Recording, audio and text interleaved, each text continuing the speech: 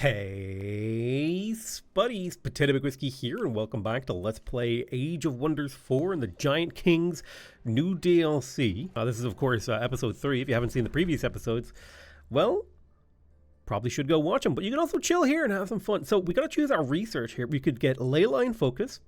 It's a unit enchantment that would give units plus 30% damage and plus 2 resistance until they move, and this would be for battle mages and support units. So this would make them into pretty stationary big damage dealers. We could also grab Earth Shatter, which is a terraforming spell. Target habitable or uninhabitable province loses mountains, stalagmites, and diggable earth. It also deals damage to the enemies inside there. Interesting that it has like a stone spirit. It's kind of confusing. And then we have Seismic Shock, which is a damage and debuff spell. It deals 30 damage in a 1 hex radius and inflicts slows. It deals double damage to obstacles. We could also bind Ancient Gold Wonders. We have not cleared a Gold Wonder yet, so I'm going to grab Seismic Shock. I kind of think could use a better in-battle spell. And I reckon now's a good time to go ahead and pick this fight over here. We have 4 heroes, or rather 3 nearly fully sort of ready to fight hero stacks. So let's pick a really big battle here. So we've got a bunch of tier 1 and tier 2 units. A couple of tier 3s are roaming around here, but a bunch of heroes coming up against a big squad of bad dudes. Nykareth. Now, the auto combat is almost certainly going to be a victory for us, but it's going to be a heavy loss victory. So I think I would actually like to fight this battle myself. I think that would be a lot of fun. Now, we're coming up against a lot of different units. I kind of want to just take a peek in here. What is their spec? They probably have Keeper's Mark. No, they don't have Keeper's Mark yet, so that's good to know. Let's have a look. So they're probably going to be doing lots of spirit damage. Yeah, I can see lots of spirit damage. They've got Legion of Zeal, Intimidation, Aura. They've got all that stuff ready. What do you got in terms of spell? Curse, Delirium. So a lot of negative buffs and a lot of positive a lot of negative debuffs against us, a lot of positive buffs for their own troops. I want to take a look at these tier 3 units. Though Awakener doing AoE hex stuff is a little bit scary, especially because it inflicts Sundered. So we will want to be careful about grouping up too much. The Inquisitor has a stun, I believe. That can be kind of a dangerous ability to work around. But otherwise, most of their units are fairly straightforward. We want to avoid giving the Awakener too efficient of an attack. So we want to stay outside of... I mean, the closest we want to get to them is here. So let's form up on this left flank. Okay, let me reconfigure my army positioning here slightly based on the mobility capabilities. No, god damn it. I keep misclicking based on the mobility capabilities of my dudes. There we go. So these guys will all go into defense mode. Do you have any special abilities that we can make use of? No, you're just like a charge fighter. You're a death knight, so that's what you do. So you're good there. We are going to push left. I'm going to move Rockman Crushstone over here, and I'm going to summon a Astral Ward in front of them and cast a warding link on him to keep him healthy, forming a nice big party. We'll move all these archers, these crossbowmen, left but also slightly forward. Now, do we have any abilities we can cast? No, you're not in range for fire evocations. That's fine. I think we'll just go into defense mode. We have a lot of advantages being in defense mode. We'll get bolstered defense, all that stuff. Okay, we got stunned on here. Yeah, they're coming forward and they're buffing their guys. I'll speed up. Right, there's another buff. They're buffing, they're awakening. Yeah, you're awakening. So we're dealing with a lot of bad stuff. Okay, now they came forward with that battle mage. So that battle mage is going to be an important target for us. We want to make sure that okay, we got taunted. We want to make sure that nobody is... The battle mage needs to die. Or at the very least, we need to get somebody into his zone of control so we can't use his AoE spell. Okay, the taunt has been activated. So we need to think about what we're going to do there. We still only have our basic 3 spells. But yeah, we want somebody to be in his zone of control. We could do this charge attack.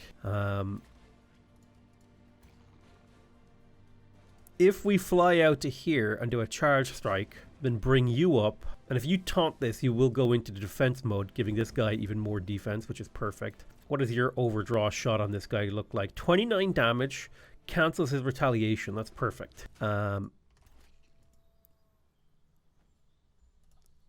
If we zip up with this Arbalest and take this shot, that's pretty devastating for him. So the Awakener has been dealt with. They're not going to get that AoE spell off because they have to take 2 opportunity attacks to get out of there. Now with my leader, I think it would be good if we were to drop our weapon here. They're going to do a lot of damage to us. We could sunder their defense. Sundering this tier 3 unit would be good. You're going to go into defense mode. You have used your ability, that's fine. Can you give this +2 bolster defense to make it harder to kill? Yes. Okay, perfect. Now, I've still got quite a few units that can operate right here. Bolstering regeneration is a bit of a problem, but doing damage right now is fine. He only has 1 stack of regeneration, so the more attacks that I can get on him this turn, the better. We do have this hero right here to deal with, Orla the Wolf. If we overdraw, we cancel her retaliation. We could do an immobilizing phase right here and then a quake. It would put you into a pretty vulnerable position. Would I rather just step forward and pop for 26 damage? I think I would rather pop for 26 damage than bring my spearman over to get this kill. Perfect. Okay, so an enemy hero is down already. I'm going to give this guy bolstered defense. I'll step forward with you, blast this guy. Now, I've still got a bunch of units over here on this right side that I can make use of. I can overdraw some of these. What are you, a fleshling? We can do a big fire evocation. Set all of these guys on fire, which is great. So that was pretty worth it. We can get some pretty big damage on this guy. We'll cancel his defense mode. Let's do that again. Critical chance. Okay, huge crits. We just need one more really good hit. Okay, we failed it. 35% chance. Okay, failed it. Can I do anything with this? Something I'm worried about is this guy getting a heal off. Do I have anyone I want a bolstering chant? Probably not. I wish I could have got that kill, but it is what it is. Okay, we'll take an overdraw shot at this fleshling. And then we'll probably retreat with these crossbow arbalesters. Yeah, a bunch of negative things. Big AoE buff. Debuffs happening. Okay, they went for the hero heal, which is ideal because then we can kill that awakener. We're taking some damage over here. No really big developments on this battlefront. I am a little bit worried about this tool getting killed before it can really act. But they have kind of grouped up. Oh, that thing just detonated itself. Nice, they second winded. They're putting a lot of... Oh, wow, okay. Another detonation. All right, so we're getting a nice some combat over here. The awakener stepped back and shot. My hero here is a little bit vulnerable. We're going to have to see what we can do about that. I don't know if there is much we can do about that. We can get to kill this awakener. Let's do it. Boom. That should negatively affect the morale of people around here. We can get an overdraw shot on this guy, cancelling his retaliation. And then triple attack with our anvil guard. We'll step forward with the arbalester and get a really nice shot to the face. 90% chance of a kill. Okay, that's another enemy hero down. We should start seeing low morale on some of these enemies. Okay, if you take this attack and you zip over here, you currently have 1 stack of bolstered defense. So if I give you the bolstering chant plus the strength from steel, this will get you back up to full health. And then we can use the crossbow overdraws to prevent retaliation strikes and maybe even get some kills here. Because the best crowd control, remember, the best CC, the best crowd control is death. So everything we kill here will cause routs and rallies. All right, let's get him. Bam. And he even bounced his attacks to the next guy. So enemies are getting low on morale from all the kills. We do have the option to Mighty Stomp. I think I'd rather just drop the totem here. Beautiful. 100% chance to break this guy's retaliation, which lets me do 2 attacks here just under his defense. You could get up into their faces, which is quite powerful. Yeah, I think getting into melee with ranged units is very useful. It cripples their ability to actually be effective on the battlefield because they have to take attacks. Okay, so he mind controlled my unit. Got to kill with an arbalester with that mind control. That's a problem. You're getting pole-armed, which hurts. You're getting pole-armed again. We're getting low health on some of these units, but I think they're in trying to get kills mode. But that's fine. Yeah, their morale is shattering. Some other units should be fleeing. Let me see. What's the damage can we get? 19 damage. Give me it. Okay. 10 damage. Give it to me. Graze. The graze is bad. Give me this kill. Boom. Okay. Mind control was broken and the enemy is fleeing the field. We will just let them flee. Perfect. So what do we lose? It cost us a single arbalester. We killed all of their heroes. I would call that a successful battle. We scavenged equipment from the dead heroes. The Gravecaller and a plate. Ooh, bolstering regeneration. That's really good. I may disenchant this. I'm going to take it for now. Let's grab ourselves another arbalest here to replace our losses. Definitely feel like arbalesters are punching above their weight in the current situation. I'm quite happy with my triple stack here, doing a lot of work. And we're still inside our territory, so we are going to get a heal tick here, which means we should enter into any future battles in really good shape. I'm going to summon a rock rune stele in Solaria. This will slowly convert the nearby terrain into rocky slash mountainous, I believe. Gaines Mountain, yeah. So we'll probably want this to be a teleporter eventually. For now, I'll build a quarry, as that will justify some of the cost of this outpost. Build a palisade walls. And this is where I just wish that, like, this outpost could annex, like, I wish I could spend like 200 gold to annex another province, or maybe 300 gold to annex another province. And I wish I could just do more with outposts. I would love to see that. Because there's value in here, right, in the form of these gold veins, but I would have to park a bunch more, like, I would have to build another outpost to make true use of this, you know what I mean? And I think it's a bad way to incentivize players to play, whereas I would much rather just being able to develop a little bit of land with outposts. You know what I mean? It would just feel nicer. I feel incentivized to play the game sort of incorrectly. I don't know how to explain that. I'm wondering, can I cast Restore the Land? So it gives fungus fields to a tile.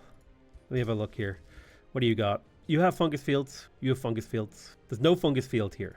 So if I cast that, boom, now you do have a fungus field. Cool. I don't necessarily know what the difference between a mushroom forest and a fungus field is. Like from a gameplay point of view, I'm trying to see if I can find one. Oh, you built like a little underground base here. That's interesting. Okay, I can see the fungus fields are like these smaller things, and then mushroom forests are different. Got it. We are continuing to excavate and dig in the underground. There's a couple of diggable spots nearby, so let's go deal with those. Copper Spire has produced the copper mint. We need to capture that Fortress of Tears. This is definitely a city where we want the Merchants Guild. It also needs a little bit of stability, so I'm going to grab the Bathhouse and then the Merchants Guild, and then we'll kind of maybe have a think about getting all these things. Like, we definitely want the Dungeoneering Conclave in here, and then all of the Dungeoneering stuff. But the question comes down to, where do we want to build it and why? We need to unlock the Pyre Vault. Giant's Repose can annex another province. I don't think we want to go above ground with this one. I think we want to focus on continuing to expand. We can get a excavated ley line. This scales off of adjacent quarries, so there is at least, trying to see where we can get good quarry. If we were to build it right here, it would have at least 2 quarries adjacent to it, up to potentially more. So I'll put a farm right there for now, and then we will build the excavated ley line on that farm. That's going to add an additional, it's going to cost us 5 food, but it'll give us 5 production, 5 gold, and 13 mana per turn, which I think is very worth it. Now, Arnabil the Fierce has leveled up. This is my Death Knight. And because they have the natural regeneration, I'm kind of tempted to go down the health line here and the defense line so that their health goes further. Picking up an extra 30 health here, that would be an extra 3 health regenerated per turn. Also, Second Wind is brilliant because it's reusable after each kill. So I think we'll grab Second Wind. That will make this guy way stickier and way tankier. We'll definitely want to get more items that give him health and defense.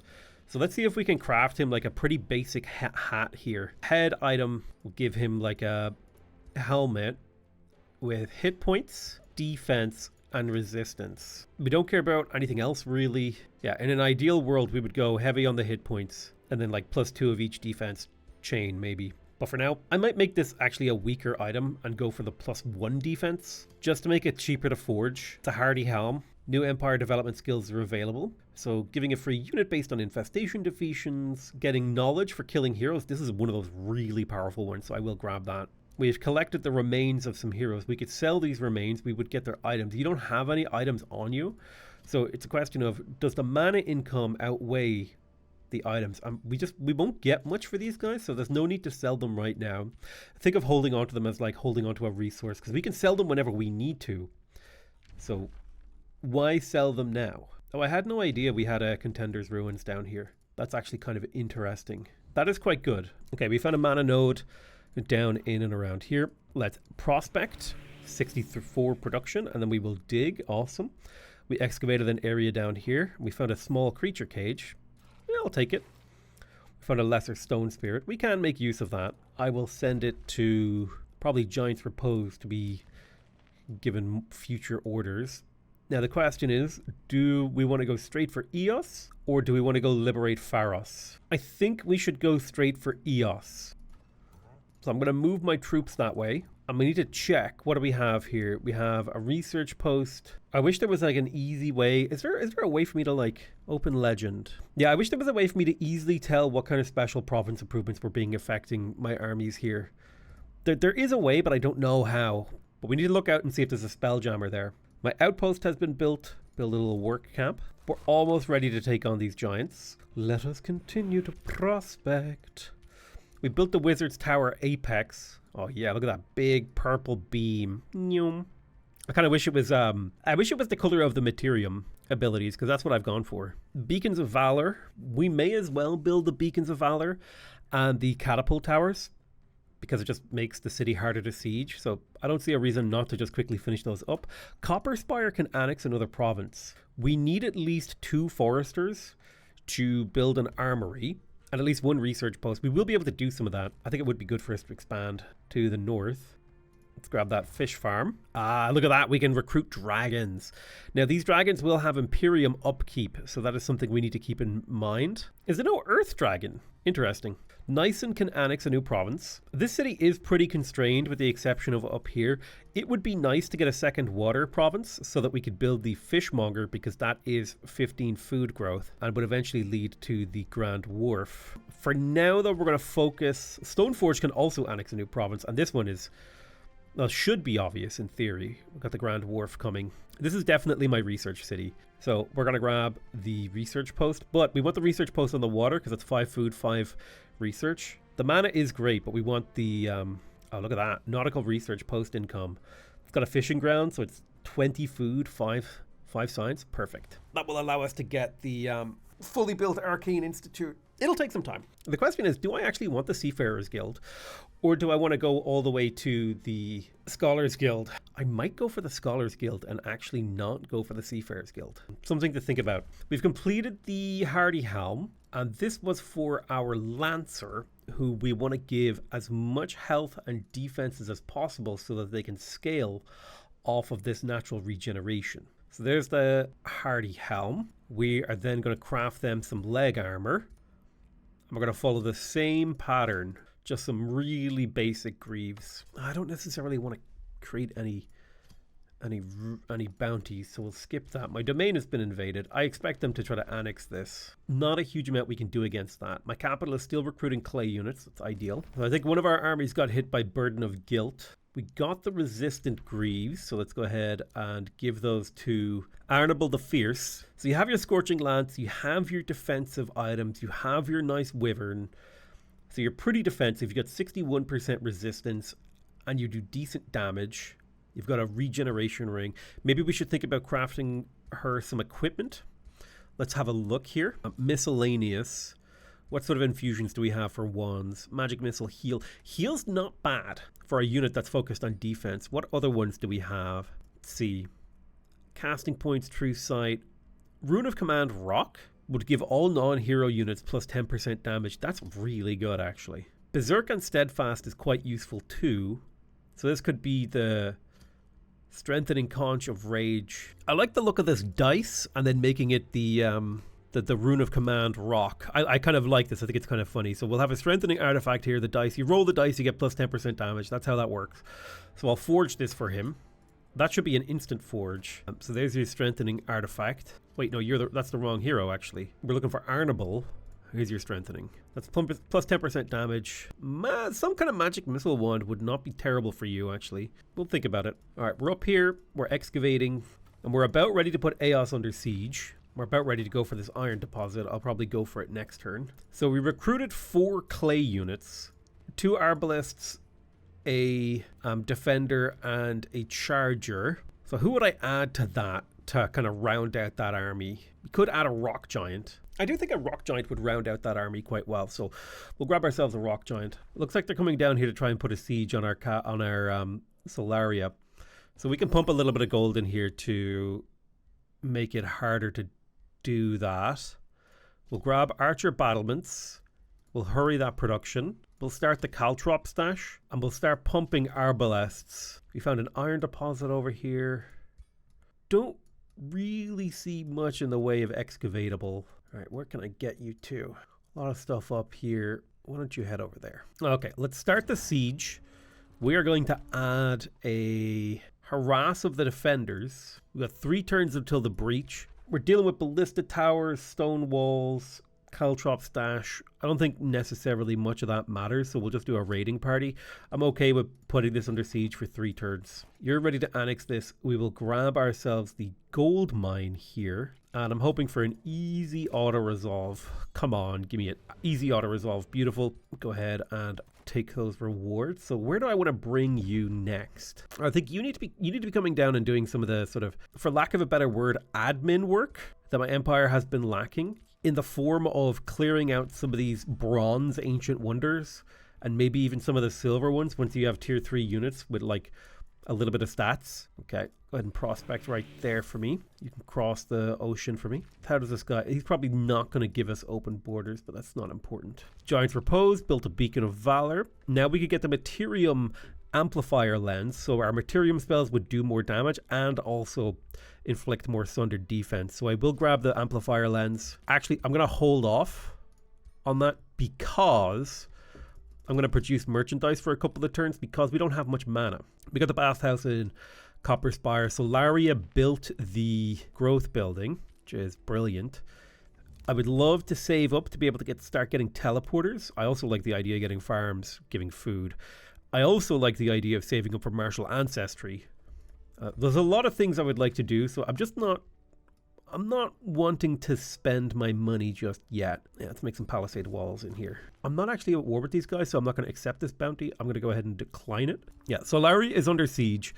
That was what we expected. Let's go to the city overview. We will pump some Arbalest defenders. You cross the ocean and start digging. Lovely, more things that we can sell. Arbalesters, your job is to delay and fight as best you can. We'll only be able to get like 3 of you maybe. We'll do what we can. This group of 5 Arbalesters I'm going to send to try and support Solaria. They won't get there in time, but that's fine because we're replacing their position in that army with terracotta units, clay units. Okay, so we want the silent barracks, we want the clay forge, and I think we could make them fit up here pretty comfortably. So we'll build a quarry real quick, but the actual thing that we want is, yes, the silent barracks. Nyson is actually ready to grow again, so we'll quickly grab that quarry.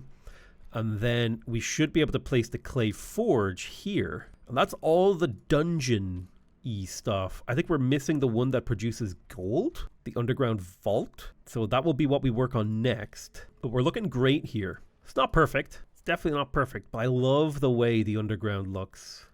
Love it. Copper Spire has grown. Let's build a farm right there.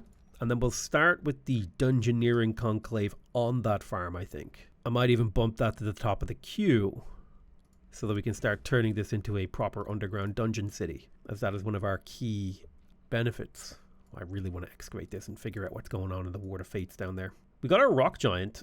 I'm going to send him to meet up with my troops at the Fortress of Tears. Giants Repose can annex another province. The Spelljammer is good. It's kind of expensive right now, so I don't know if I necessarily want it. We will continue to make a combination of tier 3 clay units because they get that legion benefit. Really quite powerful. Now they won't get our racial transformations, but that's fine. I do like the idea of the clay units. So I'm thinking like 2 clay defenders, pair of clay arbalests, and a rock giant. That feels like a good composition for an army. We'll send that up to join another one of our guys. Okay, we got a fish farm there. What have you got? Looking for anything with food. Wouldn't mind starting to get our quarries down here, so that will be part of the plan. So I'll put a quarry right there.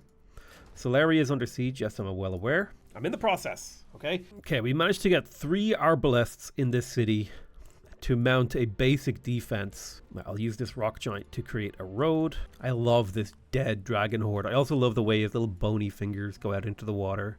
That's so cool. I like how I can see, even though this isn't my shop, I can actually see what it is he has and what it is he does. That's kind of cool.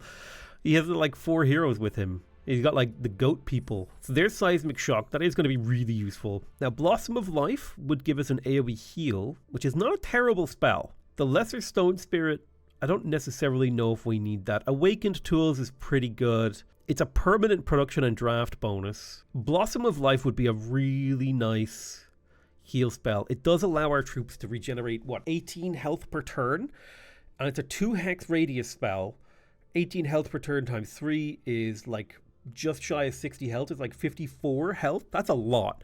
So I think we will grab Blossom of Life. So we have a pair of outposts down here just kind of occupying this land. Eventually we'll put a teleporter there. Speaking of teleporters, we should probably unlock those. All right, let's unlock teleporters. This quarry will be replaced with a teleporter. This farm, oh, I have to build it in the actual city itself, don't I? Yeah, I do. They do cost minus 10 mana, which is painful, but some things are necessary. We need to deal with that great bird nest. How long do we have? We have 9 turns. Okay, that's plenty of time. 23 production, 2 gold, and a essence. Boom. Or a fragment, rather, not an essence. We're being pillaged over here by wild units. That's okay. We're still in the process of like trying to develop armies. Nyson. I don't know if we can justify the Mages Guild. We definitely like the ley line. We would love a teleporter down here too. Minus 5 mana per turn if we build that. I do think teleporters are good because it allows us to link up our network of cities. I'm going to just have to put the teleporter there. We will fix it later. Let's grab those ballista towers to make the city a little bit better defended. And I think you're going to spam a group of arbalesters to defend us. So I don't know if we can win this defensive siege because we only have 3 arbalests fighting our enemies. However, we do have archer battlements that'll give 20% damage and 40% accuracy and +2 range. So at the very least, we gave ourselves the best chance to defend with a small group of units. I'm going to go ahead and unfavorite Steel Fury chant, even though it's really good. Favorite Seismic Shock. So if I Seismic Shock these guys, that will slow them, meaning they will not be able to reach my archers this turn, and that is big. Now we can overdraw, 90% chance. So what can we hit with these overdrawed crossbows? We're going to really struggle to kill that hero. We could definitely kill this Awakener with a bunch of overdrawed attacks. So I think what we'll do is we'll focus fire him to bring him down. And the enemies will be fast enough to be able to get up. They might even be able to lava runestone us. So we'll see what they do. These catapults may also do other damage to us. Yeah, I think they broke the archer battlements there. All right, take a little bit of damage. That's okay. Catapult is difficult to deal with. Now, what does this lava runestone do? Enemy units within a 2 hex radius sustain damage at the start of its turn. I think I'll give this guy a bolstering chant. Yeah, you're on some damaging fire. Come on, give me that hit. Oh no! We were so close to killing that thing. Now it's not even worth killing, I'm pretty sure. Damn. We had a really good start. I actually think if we had one more Arbalester, we could have like won this battle. Question is, yeah, I don't think we can win this battle now. So I'll just go ahead and auto-resolve it. I'll let the AI take care of it. We did manage to kill a unit, which I think is valuable. And it'll take them a couple of turns to get control of this, and I do have reinforcements on the way. So that's fine. Let's research Forced March from the Imperium ability, and then we're going to Forced March this stack to try and get to Solarius sooner. EOS has been broken. This should be an incredibly easy auto-resolve. Yeah, 0 losses, that's perfect. We've got 150 signs for defeating a hero, as well as the Warding Mantle. Oh, it has the Rune of Protection Frost on it. That's quite good. I might just disenchant it, though. Step in and capture this. We could raise this city. It's a lot of value if we raise. I don't like vassalizing cities. I hate vassals. I really, really dislike vassals. I would much rather be able to control everything. So I either raise or I destroy. I either raise or I migrate or I absorb here. And I don't want to go over my city limit, so I'm tempted to raise. Yes, it is an evil action. I'm going to start the process of raising, and we'll store these 3 armies there. Let's go ahead and dig this up. This is going to lower the space in between my cities. Let's go explore to the north here. We've got like a decaying spire and stuff. Stoneforge got its giant wharf. It's under attack. It's fine. Solaria has been attacked. We captured the remains of Akara, the Conjurer. She didn't really have much equipment on her. Trade proposal. They want that Dark Lair decline. It's my Dark Lair. In Giant's Repose, I'm going to queue up a few turns of merchandise. And Nyson, I would like to build the Mages Guild. For now, let's get to work on the bathhouse. More happiness in that city. And then I will probably also get it some defenses. So like Bastion's Barricade, the Caltrop Stash. We also want the Masonic Hall, although that's maybe not as important as the defenses. Then we'll get the Market of the Scholars Guild. Just queue up all the buildings, keep these cities' production queues filled. Rumors reach me that a trainer ogre wants to set up a training camp. Hell yeah, go ahead and set that training camp up. So we can talk to this guy. We can get Defender Education. Refunds a hero skill points and changes them to a Defender. Warrior education. Ooh. Gaining a skill point. You can only buy this once. We can summon an animal. Immediately learn summon animals. The tier 3 animal. Chaotic rebuke. I do like the idea of defender re-education, in particular for my Death Knight, because let's make sure we fill out the parts of the tree that matter to me. Let's grab the initiative order, and I want to get him lots of hit points and defense. We'll craft you some new weapons here in the near future, but for now you can take that barbed shield. So let's take taunt, plus we would like shield bearers to make them even better at being a shield leader, and then we'll get you a little bit more health. Boom. So let's craft you a really good defender weapon. I think I just didn't really like the setup that he had, so I'd like it to be a primary weapon for a defender. Craft a nice axe. Arc fire damage is kind of interesting. I think I want to focus mostly on physical damage. The Rune of Power Rock, really good. That's +3 physical damage right there, and a 60% chance to inflict bleeding. So this will be a bloodletter for sure. I would love to be able to sunder enemy defense if we're focusing really hard on physical damage. Then even inflicting another stack of bleeding would be good. We could put another infusion point on this. I don't think we have to, but the bloodletter is a great weapon for that guy.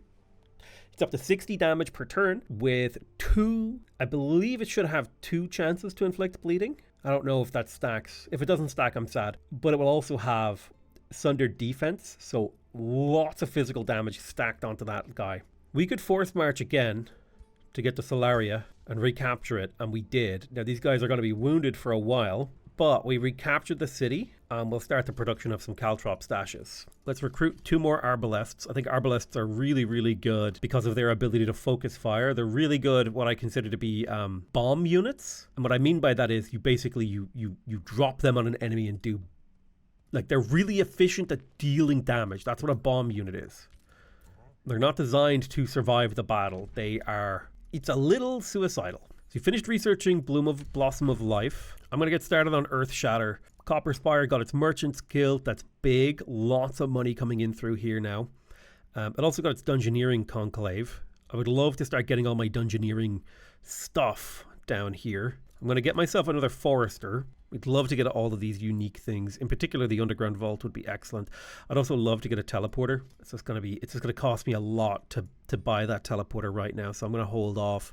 And instead I'll grab an academy for the extra 20 signs per turn. Yeah, they're pillaging Stoneforge. I just don't have the resources to defend Stoneforge right now. Okay, looks like they're mounting a counterattack here. It says it's a risky battle. We do have the addition of a caltrop stash. So let's see how we win. Do we win? Do we lose? How big of a loss do we take? Losing 3 units is a lot more than I'm really comfortable with. So I'm going to retry this battle. We do have access to a big AoE heal. So if we rush to the center... I do like how this is I actually don't think I've ever fought a city battle inside the city before. Usually you fight it on the walls. This is kind of a really interesting idea here. So taking stock of our wounded, most of our wounded are on the left and center flanks. What are we looking at? Any tier 3 units. We've got a tier 4 Tyrant Knight, so morale will be an issue with whoever's fighting that. That'll be a high priority unit to take out. And we also have an Inquisitor, so stuns are going to be an issue. I'm going to rush my Arbalest here to the left. Summon that Astral Ward who will protect my leader. We'll try to get more units over here. You have like a net deploying caltrops. Next turn we'll be able to drop the heal. And we're zipping left if we can. We want to get that big AoE rejuvenation off. Okay.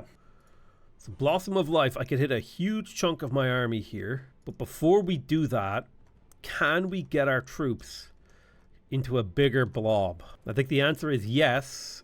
We can gather our troops up into a big blob and drop a Blossom of Life right there. Now we could get a couple of extra units in here to benefit from that if we wanted to. Because while there are units here that don't need the heal right now, there are units that will benefit from the heal over the next few turns. So let's drop that big fat regen. Deploy a caltrop right there. I like that. That's a cool ability. Yeah, none of my heroes have abilities that I need to activate right now. So we're just going to chill, using all of our defense modes and letting the regeneration tick. So I'm feeling pretty good here. And they're in the process of buffing themselves up as well. They dominated my guy. That's fine. We'll deal with them. We have plans within plans. The taunt sucks. It's fine though. That charge is devastating, but it is a tier 4 unit that's on the front line. They're continuing to buff and heal and get themselves up and ready. I think a clever thing we could do here is to hit these guys right there with slow, a big seismic shock, or we could drop another regen like next turn. What sort of overdraw damage are you looking at? 36 damage. Let's get him. I'll summon the animated hammer next to these zealots, and it will bop them.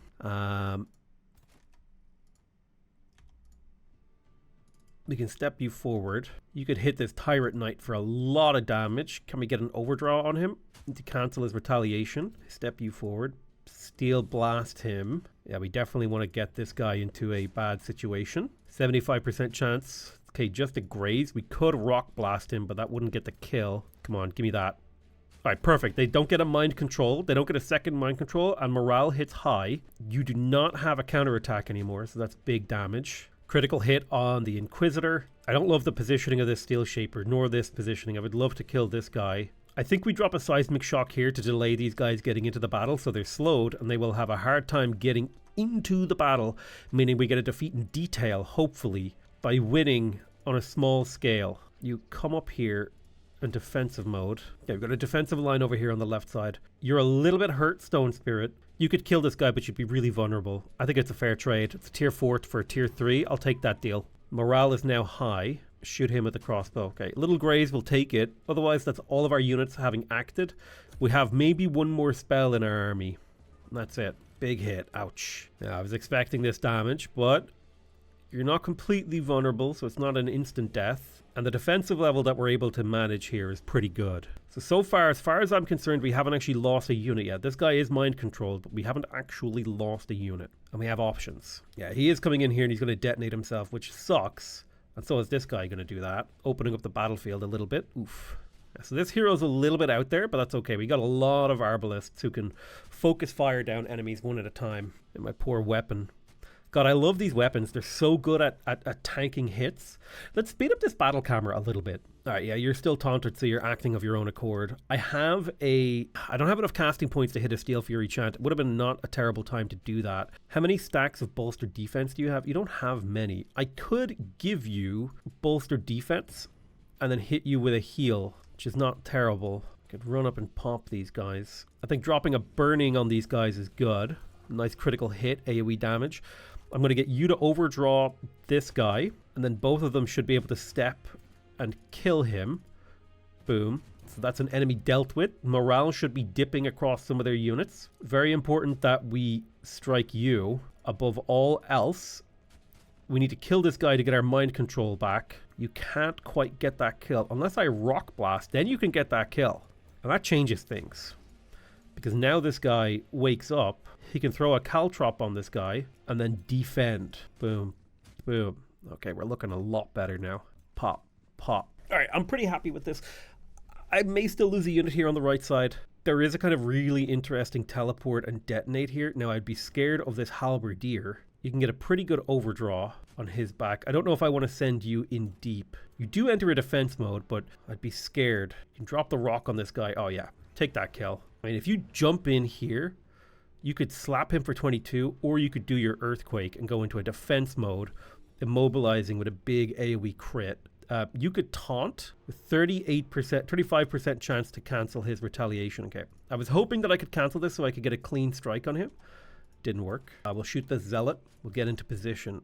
I'll shoot you. Come on, give me an okay hit. There we go. Boom. Perfect. We got kills. Enemy morale is breaking. Most of their front line has lost morale, so he has mind controlled a pikeman, which I'm not okay with. I'm gonna see some damage here. Oh, thankfully my units are really tough to kill. Somehow this Warhammer, this floating Warhammer, is still holding strong. All right, sunder his defense. That's you dead. If we can get this kill, I reckon we could get some of them to flee. But if I kill this guy, some of these guys are fleeing. So 1, 2, 3, 4, 5, 6, 7, 8 of the units are fleeing. Let's move our leader forward and we'll drop the rock on you. You are already fleeing, so we don't need to drop the rock on you. We may as well, just to break their morale even further. Let's bolster your defense and then drop a heal on you. Can you get that kill? If we kill this guy, some of them should break. Everyone here has broken. Who can you taunt? Okay, you can't taunt anyone, that's fine. Don't want to kill my own unit there. Yeah, we don't care about people fleeing the battle. That's what a devastating series of attacks will do to them. There's a low chance we get through this battle without taking a loss. Entire enemy army is fleeing. Perfect. So I think we may have been able to get through this battle without a loss. Yeah, we did. We just squeaked by by the skin of our teeth without a loss right there. What was the average experience gain here? You're already exalted. 9 XP, 8 XP, 8 XP, 8 XP. Not bad. Only a single hero fight, but very much so a very successful battle on our part. Huge combat. I am aware that we have a mana problem. I need to figure that out. I don't know where we're going to get mana from. I'll send this stack of arbalests to go clear out this haunted graveyard maybe. It is a bronze infestation, so it shouldn't be too difficult for them. My rock giant made it to the Fortress of Tears. I have a full stack of tier 3, if not tier 4 units. I will give you the magical missile wand. We'll need to get you some extra spells, but let's go ahead and capture the Fortress of Tears. It's going to be 5 Imperium, 20 draft, plus 2 knowledge per quarry. Attack the captors. I'm hoping for an easy auto combat with no losses, and indeed it was an easy auto combat with no losses. We got a White Wolf mount that's a tier 3. We're just going to disenchant that because we don't need it. So we can capture the civilians, gain a population, release them. I think the alignment is valuable because we are starting to do some evil stuff. Let's grab the Fortress of Tears. I need the excavated ley line. Plus 5 mana per turn. I'm wondering if I can trade with my ally. I need mana. Okay, I bought some mana off him. I bought 2 turns worth of mana off him. I really need to get some mana income. Nice and produced a bathhouse. It's still got a full production queue. I can't afford to recruit any more units. Copper Spire has produced a academy. We could probably upgrade to the next tier of building, and so we will. Let's let that go forward. Giant's Repose can annex another province. This quarry right here will help us with our income. You're practically full. Stoneforge can annex another province. You can't reach down here. That wasn't part of the plan anyway. Let's annex some of these mana nodes. You're a little bit unhappy due to hostiles being present. We do have an army on the way to help you out. Gerika the Talented has leveled up. I think logistics training is going to be useful here, so I'll take that. That will shave off a little bit of that mana upkeep. Let's go for the Adept of Materium, even though we don't plan to take any of these. Base attacks deal fire damage to the target. This would give you extra fire damage, which is pretty nice. Arnabel the Fierce has leveled up. I would like to get Stunning Bash. Anything that allows this unit to sort of enter defense mode more often. We've got the Taunt. Stunning Bash would be another pickup so that I could go between taunting and stunning over and over and just being a really efficient. So like extra 10% more damage for adjacent units. I think that's actually really good. And it leads towards the Stunning Bash that we want. My ruler has also leveled up. We could take the Rune of Rock Creation. This will give him an extra 20 health, and that is a great ability for a Rockman Crush Stone Giant. We've got a Mortal Champion here. I always like to go for defensive formation. It makes your units like just that little bit harder to kill. It doesn't sound like a big deal, but it makes your healing go further. It makes your level ups, makes your army so much more efficient. Carol the Marvelous has been captured. We're just going to keep them in the crypt. They are worth mana per turn. We've got a Call to War against Rakhek. He expects a response within 2 turns. I'm going to decide later. I'm going to delay my response. I'll be like, hey, listen, I'm a little busy. Basically what I'm telling him. Responded to the DM with, we'll check later, bro. Sorry, buddy. It's not able to happen right now. Do a little prospect here. Do a little prospect here, plus some digging. We're still digging through the underground. I'm going to go ahead and take Martial Ancestry. I need that 50% unit upkeep reduction. It's going to make us go into the green on mana. Big victory for us there. So now, the longer we keep units alive and the more we level them up, the cheaper they actually become to maintain. And that is going to be super useful for making sure that our armies don't become outrageously expensive. Can we catch this guy off guard? Perfect. We caught him off guard. Cap stole a couple of his pieces of equipment. We are holding off on the raise there, so we will just wait until that's fully raised. The mine is worth a lot of production, and then again, if I grab the quartz, I think we have to go for the mine right there. We found the remains of another person. We stole their equipment. Awesome. Answering the call to war. They expect a response in 1 turn, so I can answer that next turn, and then I might say yes, because I've been kind of ride or die with that guy. Okay, so we blew up this city, and we've just met Sithedral for the first time. I'm not against dismantling this. We do want this magic material. We would not mind settling a city up and around here. We've got a few magic materials that we'd like to get control of. I think we're just a little bit busy. We will get a move on towards their capital city soon. Right, we found some iron down here. You pop that.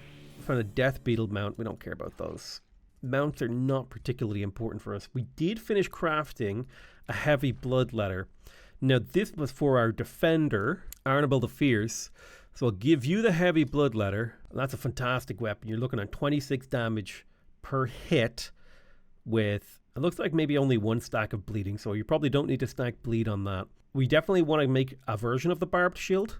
So let's see, can we make a version of the barbed shield that makes sense for what we want to do? I don't think you can. Actually, if I'm looking through here, every damage channel is here, but I don't see the bleed one, which kind of sucks. Wait, am I just blind? Oh, you can't make barbed shields.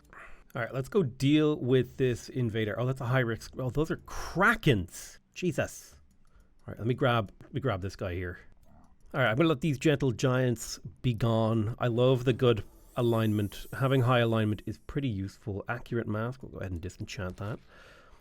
That's another mana node that we've got under control. All right, we have broken these city ruins. I am tempted to dip back to my territory for some heals. A lot of my units are really hurt, and I don't have a way to accelerate my healing. Going into battle with a bunch of weak units would set us up for needing to do a lot of regeneration spells, whereas we could dip back here pretty quick, actually. So yeah, I might dip back to my territory to get healed up. A watchtower here, help us see. Okay, Stoneforge got its Temple of Fertility. I think we should get a shrine. We need a lot of different things in here. Probably would be good for us to get a stonemason. We definitely also need to upgrade the city to the next tier so that we can get a little bit more happiness in here.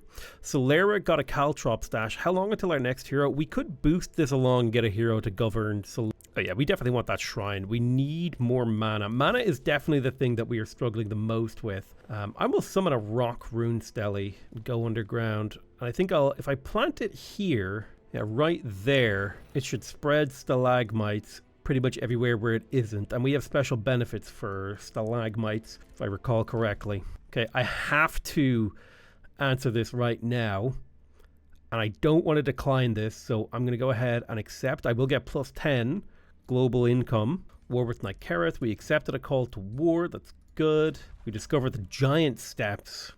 Landmark, provinces adjacent to this landmark gain plus 10 production, plus 10 gold for mines, and if you have 3 provinces adjacent to this, you get plus 20 binding essence and fragments.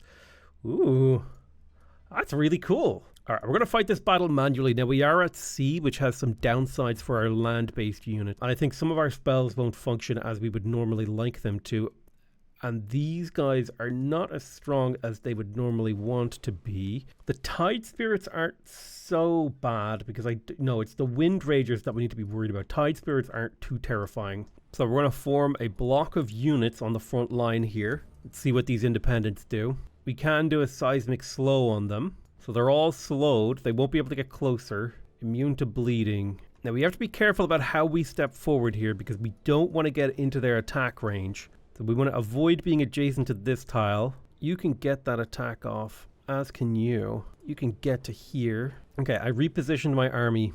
23 damage on this guy. You can only reach him, so that's who we'll shoot. That will cancel his defense mode, meaning he will take more damage. So there is something to be said for focus firing him and getting a bunch of bleed on him. So we got 2 stacks of bleed. A couple of my units can't act. That's okay. Neither can half a Hollywood. Whoa! Oh, okay. I didn't realize that they would be able to do that. That was not an expected outcome. I'm going to break him. Huge flank attack. You can't hit him. You can fall back, get that kill, zip away, shoot. Okay, we'll just let the turn go. We'll drop another seismic shock next turn because they're slowed for 1 more turn. I did the pull of the dead. It's a hard ability to get through. All right, let's seismic shock here. Overdraw. You retreat over here. Get that attack off. Overdraw to cancel his retaliation. You zip over here. There's another kill. Okay, we have 1 more spell here. I've taken out some of their weaker units. Now I expect some bad things to happen to us. It's all part of the plan, however. Okay, we got to get some overdrawed attacks. There's a nice flank attack. Okay, love it. Flank attack.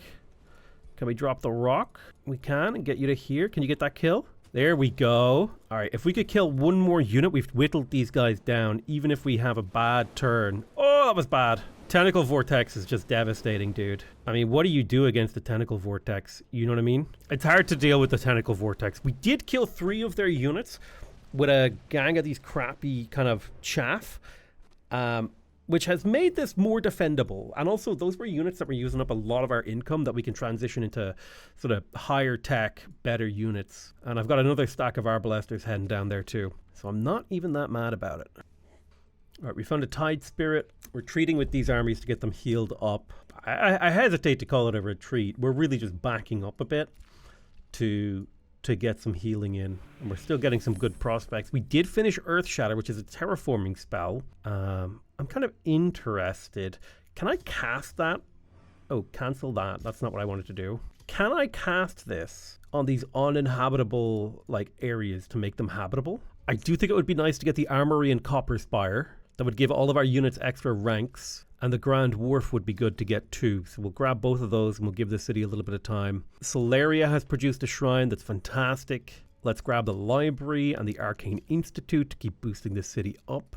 I know there's someone standing on our goddamn thing down there. We couldn't make some Tide Spirits. What is special about Tide Spirits? So they're elemental, they're immune to bleed, they can evolve, they're fighters, they're floating, magic origin, water camouflage. I don't even know if those are particularly good for us. I think what we want to do is we want to come into Nyson and start recruiting more of these clay units. Like a pair of clay defenders and a pair of clay arbalists is a really good combo. And then you just need one more unit to make them a little bit stronger. I am definitely going to take the Rune of Industry here because that will allow all of my units to have the bolstering effect. Pretty much all of my melee units. The bolstered defense is really good. So let's research that Rune of Industry. I will want to cast that, but not right now. Oh shoot, we get to pick a new tome. So I definitely think the Tome of the Dreadnought is really cool, but I don't know if it's necessarily something we need to go for. Similarly, I don't know if we need the Tome of Transmutation. The Tome of Geomancy is one of the new tomes, and I kind of want to get it just to play around with it.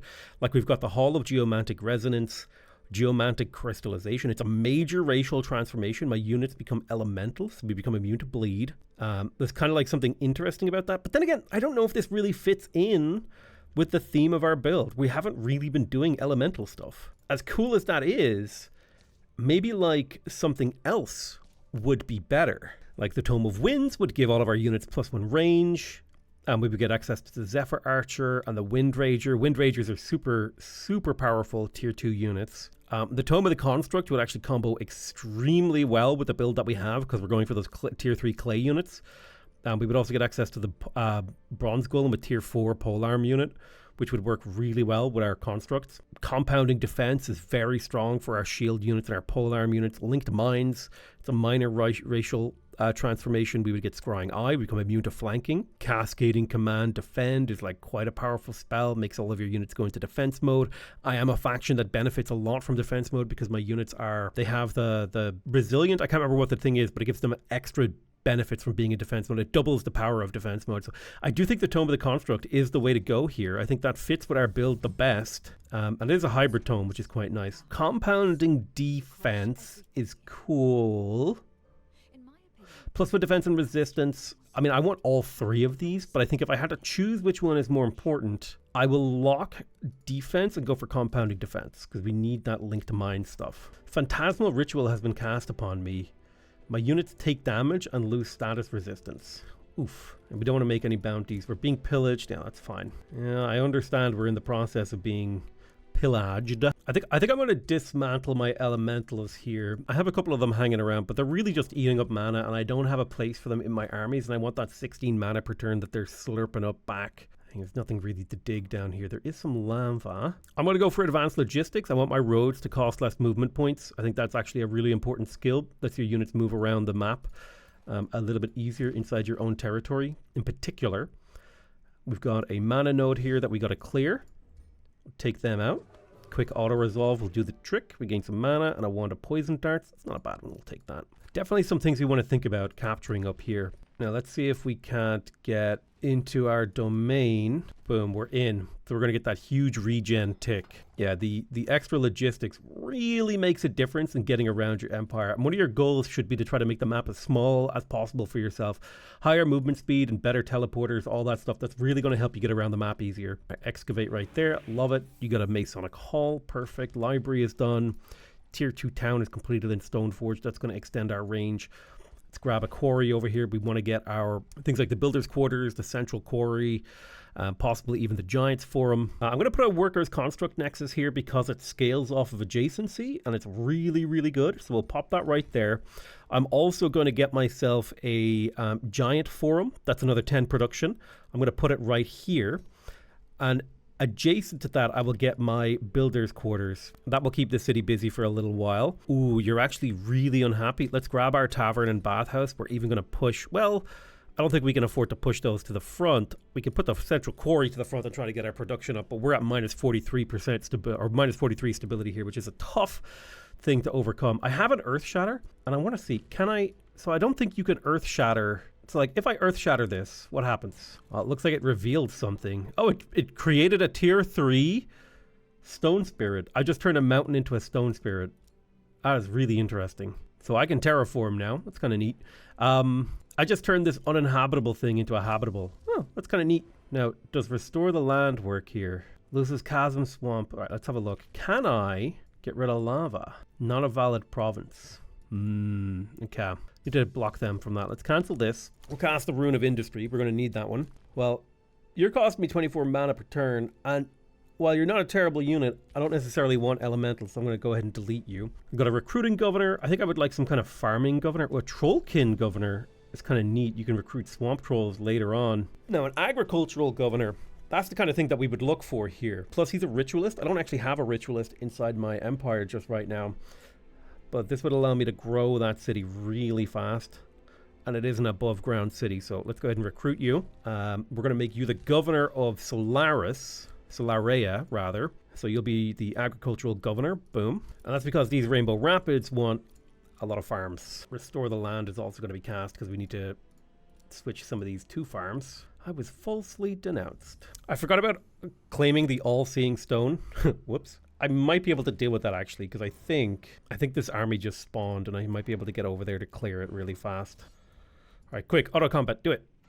Yeah, okay, we cleared the bird nest at the last possible second. The accurate crown of star blades. Damn. So we could take the all-seeing stone for ourselves and gain a bunch of... Ooh, gain a bunch of mana. I'm going to give it to them because I want that allegiance.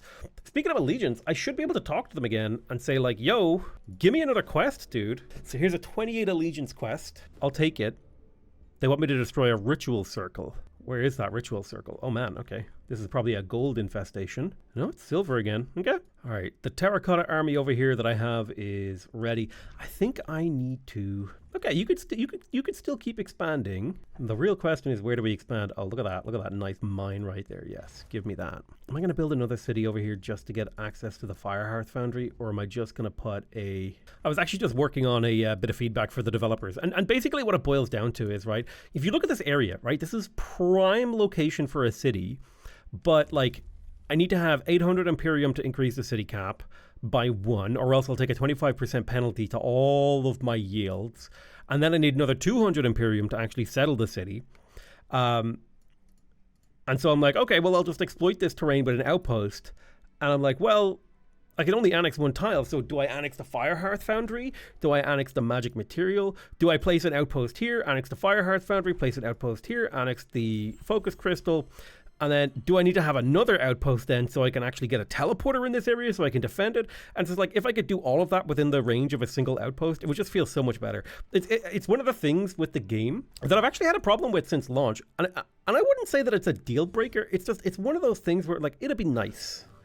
You know what I mean? It would be really, really nice if it worked the way that I would like it to. So I'll tell you what we're going to do. We are going to found a city right here. And I'm just going to say, you know, city limit be damned. I also feel like the city limit mechanics are a little bit punishing in a way that just makes the game like just a little bit less... Oh, there's a chasm here. What is this? Cavern floor. Rocky. Oh. It's kind of cool that there's like this chasm. Really sick. There's like some ruins down there. I really love the graphics of the game. But like, yeah, it's just... Like, here's the thing. Again, it's not a deal breaker. It doesn't ruin the game. But it just slightly detracts. It just slightly detracts. I think I'm just going to disenchant all this. We're going to wait one more turn to get these armies healed up. All right, what's going on over here? Okay. Ooh, we found like the mother lode through here. And this is another one of those like minor annoyances. Like, I can't step onto this tile without it being a hostile action. Like, what if I'm just passing through? You know what I mean? and that lets me stay on the road. These are like they are just like little small things. Can I set up a rally? Also, it'd be nice if I could set up like a rally point. There's a lot of just like little tiny things that, you know, I would love for them to address and fix. I don't know if I want to recruit dragons. There's no rock dragon, okay? That means I'm refusing to recruit a dragon. Ooh, a golden dragon. I do like the idea of the golden dragon. Look at that. That's super cool. Nyson produced a market and a clay defender. You have finished your construction queue. You're definitely struggling a little bit on your city stability, so I'll grab the academy, or rather the tavern for stability, and then probably the bathhouse for stability as well. A stack of arbalests isn't terrible. They do a lot of really good work. It would help defend this city. Giants proposed can annex another tile. I definitely think more quarries is the way to go here. So do we want to build another quarry? Sure. We definitely want to build the workers construct nexus. We get a lot of adjacency bonuses right there. We have a little bit of excess mana to where we could go for the Materium Amplifier lens, and I think we will grab that. We've completed Restore the Land. I forget what we wanted that for. It was a forest up here, right? Yeah, I think we wanted to, well, let's cast Rune of Industry. It's going to cost us 9 mana, which is fine. It's really not that much mana. But we wanted to cast the Restore the Land over here, because I wanted this to be grassland in addition to forest, so that I could switch this to be a farm, because I want this to be a farming town. I want the Farmers Guild. We captured a hero. We could execute him. We'll just leave him the rotten there. Ooh, one thing I wanted to do, actually, was I wanted to talk to Cialrud, and I want to buy a Litharine core. So does that get me? Yes. Okay, so I thought it was... it actually unlocks the Litharine core unit for me, which is really cool. And so now that's actually a unit that we can recruit in our city. So let's take a look at this thing. It has advanced logistics. It's an elemental. It's floating. Magic origin. It's a support unit. It has crystal blast. So it has a single magical attack at target as a volatile charge.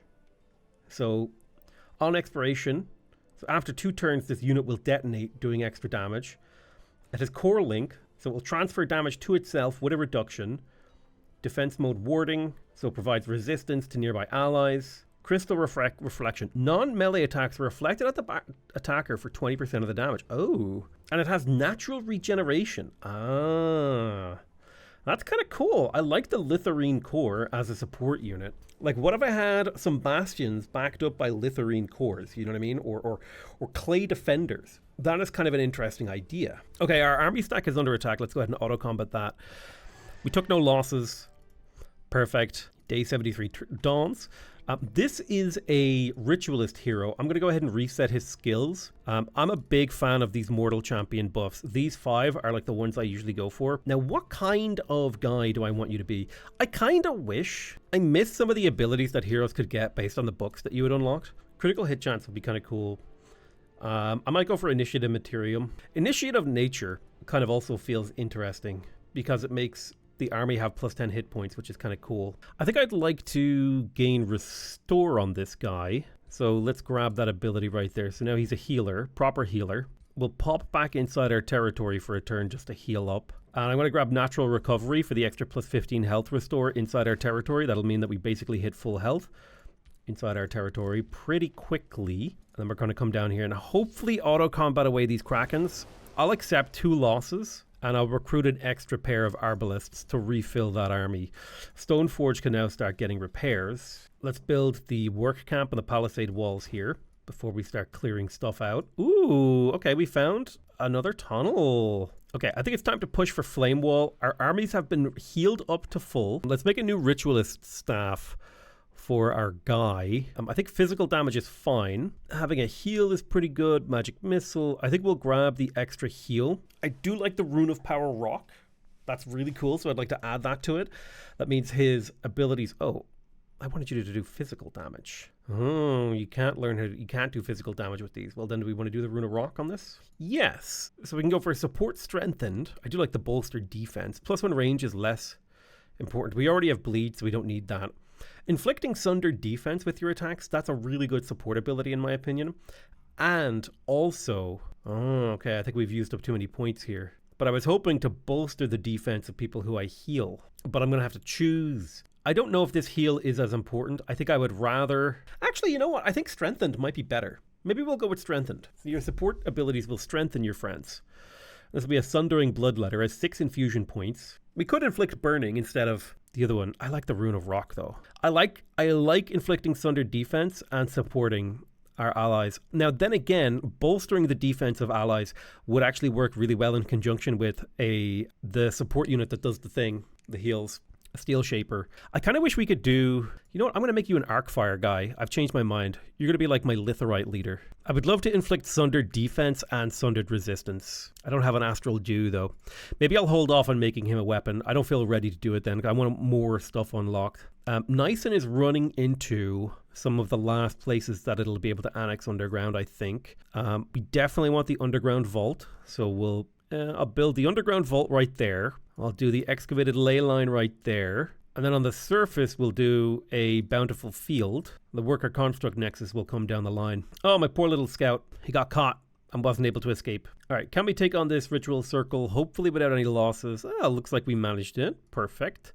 That should be another quest completed. We got some enchanted greaves. That's a tier 4 item. I will take those rewards. I will gain allegiance with the Eternal Sages. We can start clearing out some of these things here. Oh my god, a Shard Lancer. That's such a cool looking unit. Hopefully we don't take any losses. Yeah, okay, perfect. These giants should clear off. It looks like they didn't want to. Heavy crossbow. Perfect. We'll give it a turn of healing. We got a Crusader's Claymore. Take that bad boy. Wait, you're using a Pike of the Assassin? It's only a tier 1? Oh, I need to make you a new pike. Hold on. I need to get better about making infusion stuff. So I want you to have like a big, dirty pike. Yeah, this one right here. Physical damage, for sure. Leap is kind of cool. Power Cleave is kind of cool. I definitely want the Rune of Rock infusion for the bleed. You don't need to put the extra bleed on there. Inflicting Sundered Defense is sick. This is a retaliation weapon. It's also really good at slaying cavalry and large targets. And we wanted to get it to tier 4 at least. So maybe we just go for the extra crit. Just 10% crit hit chance, 20% crit hit damage. You turn this into a brutal halberd. It does a lot of work. And we'll craft it. It'll take 4 turns. Oh man, we found more prospectable terrain in the center of the map. That's very exciting. We've got our Ballesters coming up. We got the Scholars Guild popping out nice and nice. So Lara, we definitely want to grow here to the Silver Tongue Fruit. We will need an army stack to clear this. Copper Spire got its Grand Wharf. I definitely want to build a giant form for the Imperium, and I'm willing to take a bit of a penalty to the city stats.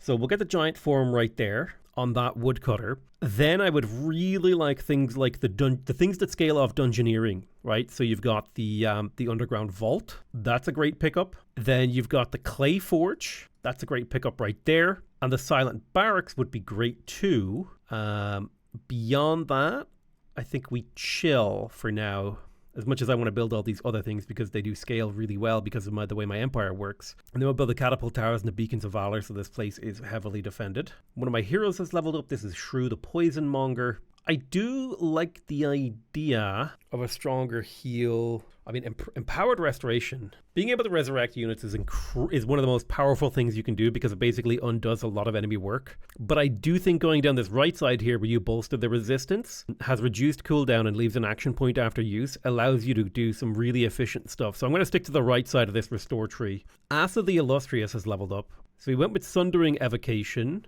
Do we want to blind or do we want to electrify? Guided projectiles, displacement. I think we want to go down the central here. We want that critical hit chance. We want to ignore obscuring penalties, and we want to have a chance to inflict electrified. So we're going to go down that line. Now that tells me, this is Asa the Illustrious. You're using Fire Blast. You should be using some sort of electric orb. So can I wow, I'm already in the middle of crafting an item, so I can't. Never mind. My poor scout got caught out over here in Stone Tree, although it did retreat. Who knows where it reappears. Okay, good work, Shrew the Poison Monger. Where do I want to send you? Probably up here to clear this Contender's Ruins. I'll hurry recruitment in here, and I'm going to send these guys to the north to help me clear the Astral Dew. I need a teleporter in this city. That's a bit of a problem. Okay, I'll quickly annex this, come into Stoneforge, grab myself a teleporter here, move it to the front of the queue, pay to hurry it, and I'll get this army to go to the teleporter. All right, what's going on with you? You're healing because there's a lot of bad stuff around here to fight. 980. Sounds like a graphics card. Can you take this on? Auto combat? Ooh, that's a lot more losses than I was expecting. Let's see if we can fight this manually. So the range of their attacks is increased significantly. Now, thankfully, we've got a Troll King that we're fighting, which is not good. We've got a Frost Giant that we're fighting. Okay, they've got a lot of mixed units that have a good range. Okay, you're a little bit hurt. Do I have a heal? No, but I can magic missile a dude. And similarly, I can hurl a rock at him. Perfect. Okay, we've got a nice little defensive formation here with a shield unit in the center to protect us. We'll have to figure out a way to heal all these guys. Yeah, I mean, that was kind of expected. Let's cast Blossom of Life on our units. That will give us a lot of regeneration. It gives us a lot of health to play with, which is important. We'll do a quick lightning evocation on this Troll King. He does need to die. We'll bring our Arbalesters into a position to start popping the Troll King. It's not a huge amount of damage right now, but we set them up in a really good spot to start doing damage. Boom. There's that counterattack. Pop. So thankfully they're taking their time to approach. You can't reach this turn, you can't reach this turn, that's fine. So the question is, do I want to kill this Phantasm Warrior or do I want to kill the Troll King? What does the Troll King do? Draft a random tier 2 Ogre unit. So he's a summoner and spur to action. Okay, he needs to die pretty much immediately. I'm going to give you a bolstering chant and I'll give him the charge strike to break his retaliation. Now you're flanking for 34 damage. Very nice. Flanking for 32 damage. You're going to shield to protect your allies. You're safe where you are, so stay there. Shoot him, burn and electrify.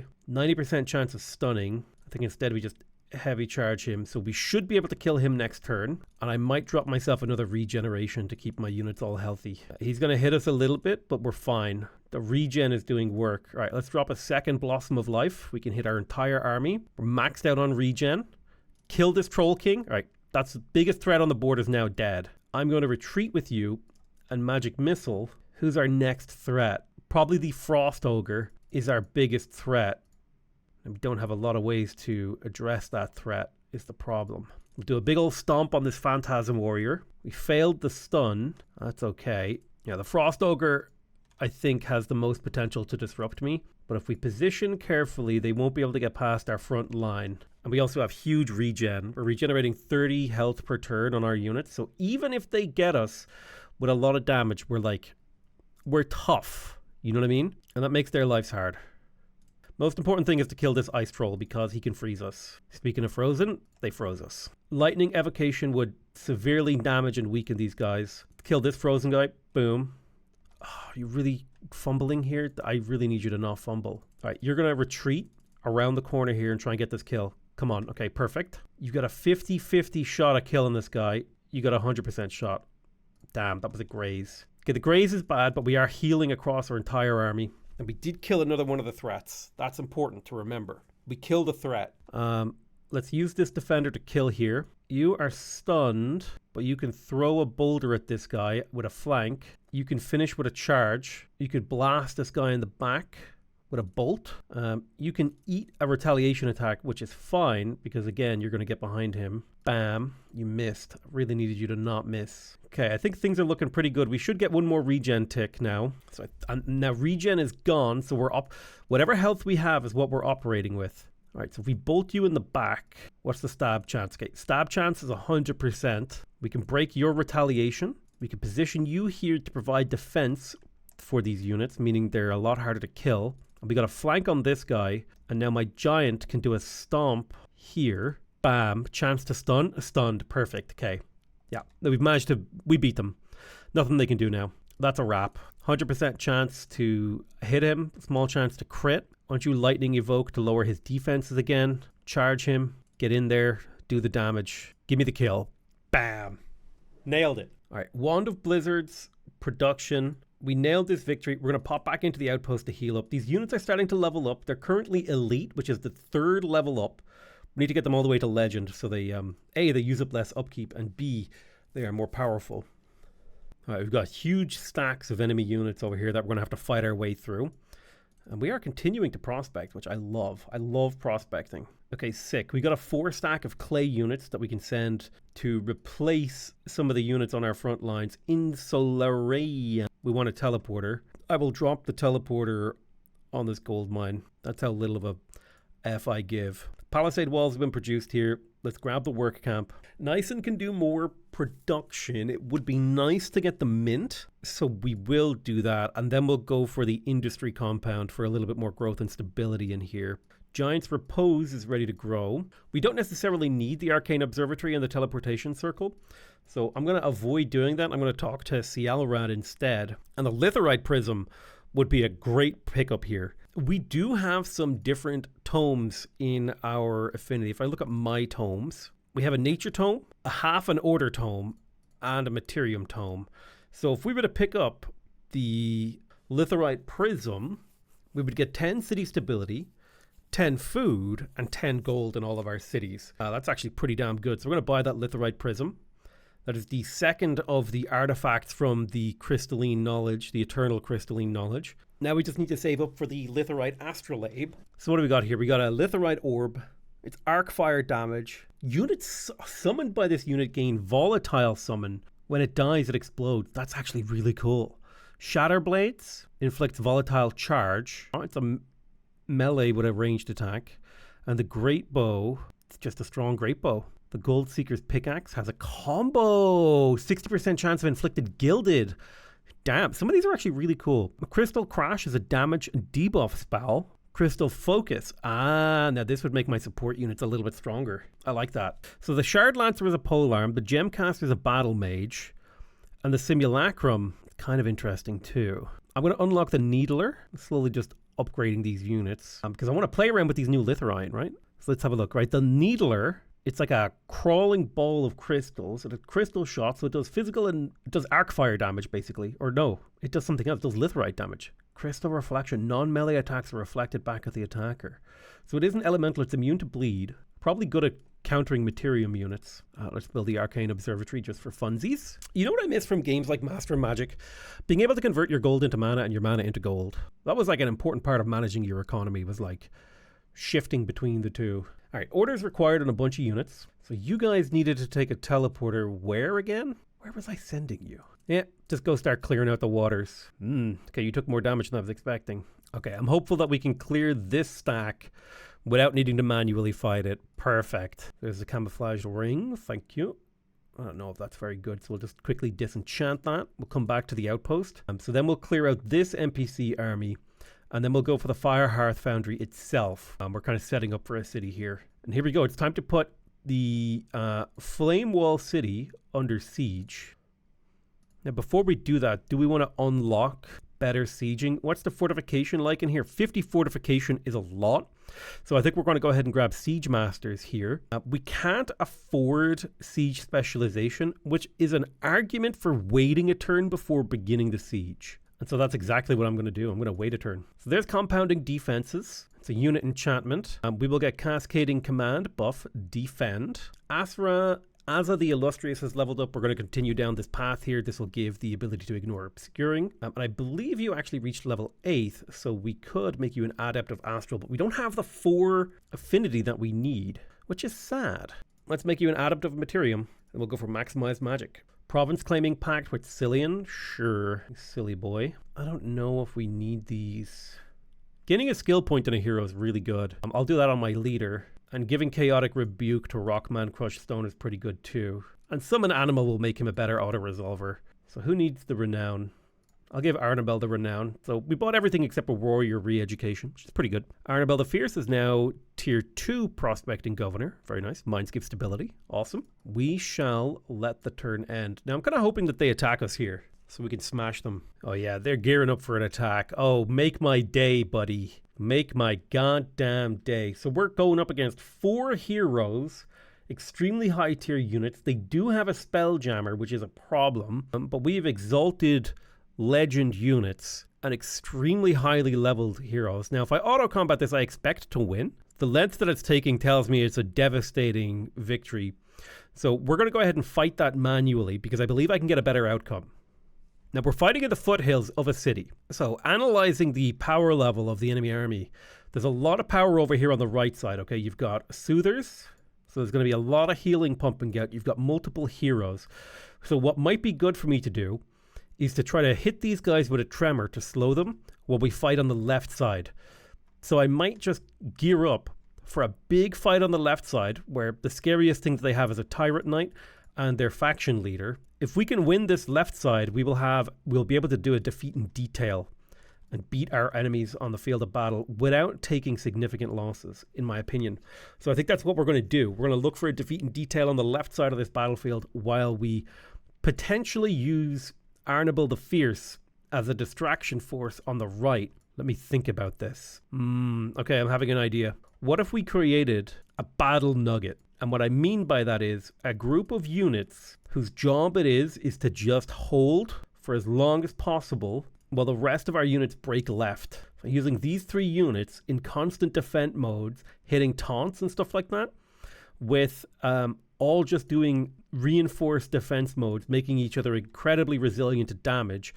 If we push our army left, I think there's a lot to be said. So I'm going to move my leader here. I'm going to drop the Astral Ward over here. I'm going to Astral Ward this hero so that I can be very aggressive with them. We want to be we want to be super defensive on the right side and hyper aggressive on the left. But we also need to be careful in how we identify threats. I'm going to bolster the defense of my rock golem. Now hopefully the AI is going to take the bait here on this right side. It looks like they're doing some repositioning, but they're not necessarily taking the bait. This means they're in for a really bad tremor. Boom. Okay, these guys are all slowed, which means if we go now, these guys are going to take forever to reinforce. Now we want to be careful about being in the zone of control of the bad guys. We drop the hammer, get the AoE thunder, boom, beautiful. We get an amazing fire evocation off on this left side. Oh, it's disgusting. Now that is the only spell we're really going to get off this game.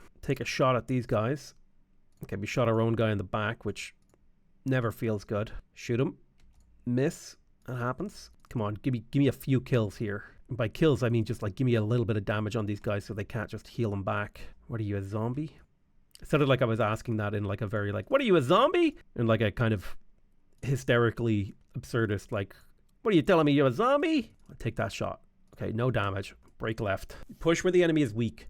Now this Awakener is going to be a problem because, yeah, that's what I was looking for. The Sunder defense is going to make us take a lot more damage than we would normally otherwise take. And we also need to be careful for their ability to inflict flame on the battle. Now the mind control is a problem, but he is out there and vulnerable enough to where if we get him, we get him. And this hammer is eating up actions. Okay, another domination. That's really bad, actually. A single domination, not so bad, but a double domination? That's normally what I do with your mom. The taunt is devastating. There's a lot of really bad stuff happening for us. The detonation here isn't the worst. The hammer's taking damage. Ooh, he got a crit on us. All right, that's fine. He ate up some actions. I would say the status of the battlefield right now is pretty bad. This is really bad for me, this taunt. I'm going to drop a rock on this guy's head. Bang. I need you to teleport over and then do a mega quake. Bang. Get in here. Melee strike him. Let's take out this guy. Boom. We'll overdraw to cancel his retaliation. That will allow this crossbowman to step back without taking a retaliation. This guy has a lot more defense than I was hoping. You step back, take a shot. Can you... Yeah, it's okay. Warding link again. Be in a really vulnerable position if we did that. I kind of need to, though. Come on. Give me the kill. Give me the kill. 65% chance hit on this guy. Okay, a graze is bad. Okay, them getting a full round of attacks with this unit could not be worse. Poke him. Don't let him get away. I'm hoping that this works. Come on. Yes! I need this attack to land. It's a 40% chance. Yes! Okay, mind control. Saved. That brings back 2 unit actions. We can get up here and kill this hero.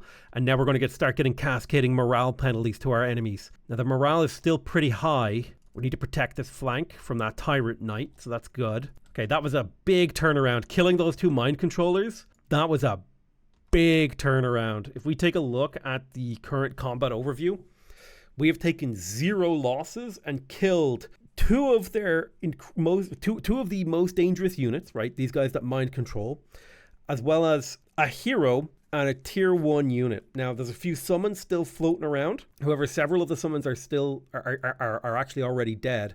And a lot of the enemy units that are on this right side flank are out of position. They're not going to be able to do much this turn. Now, I don't think this is a free battle, but I definitely think that we've managed to navigate around the AI's plans. Okay, mind controlling is hard to deal with. especially because we don't have any spell casting or mana. Yeah, morale's dropping.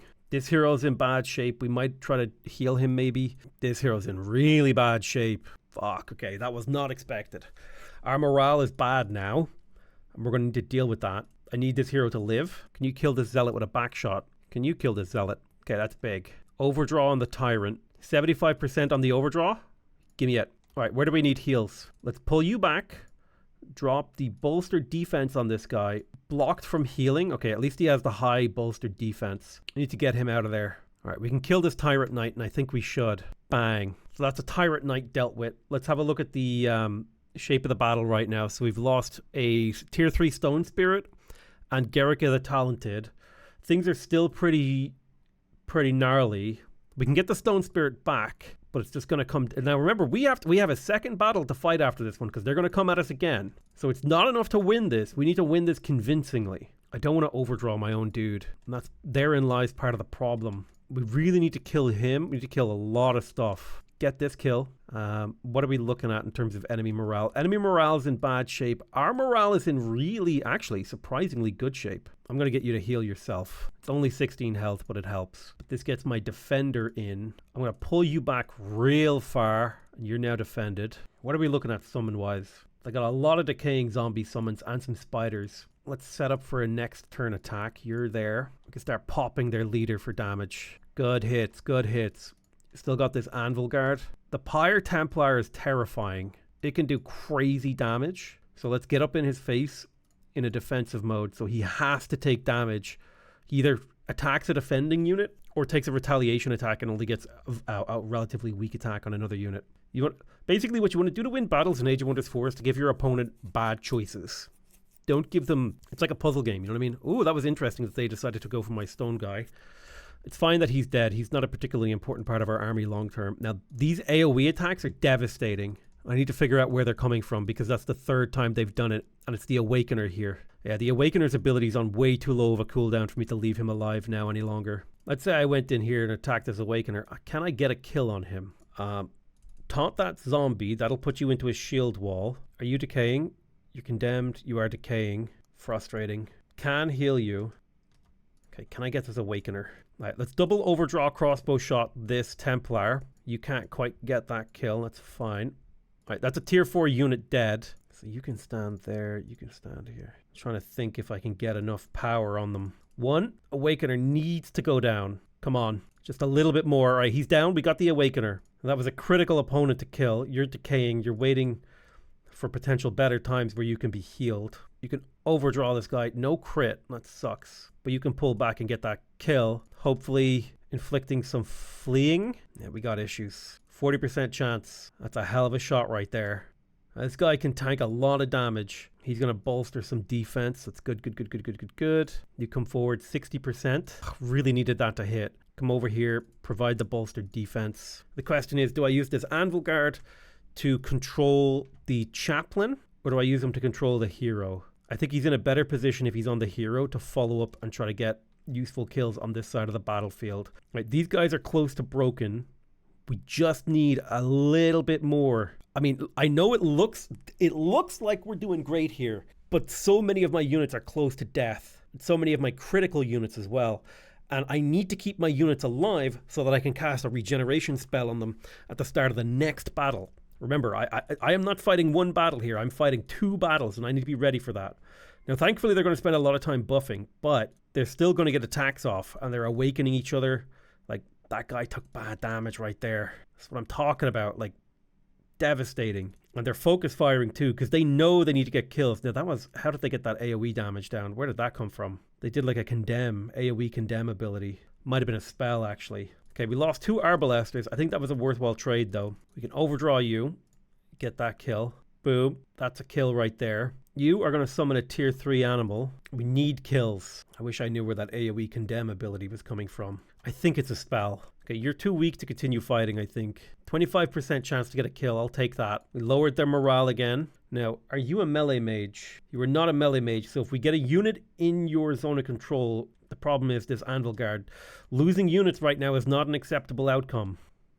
Kind of wish I had more heals than my heroes. Give me a crit on this guy. Come on. Give me a crit. There we go. So who can you bolster? Okay, this is exactly what we're looking for. 40 health on this guy gets him back into the fight. And we have 2 fresh Arbalesters on their way. 20% chance on him. Take it. You're too vulnerable to damage in your current position, so I'm going to get into defensive terrain and then take a shot on you. Perfect. You're going to fall back and provide defense. You keep bolstering the defense of these guys. Yeah, there's no spells we can cast. How are we looking? Okay, we lost 2 units. Our health is really low, and they've only got support units left. Plus 3 heroes. The heroes need to start dying. If we kill this ruler, I think we have the battle more or less in the bag. Now, the decaying is really tough to deal with. We're dealing with a lot of decay damage, but also all this healing that they still have is tough. Oh, what was that?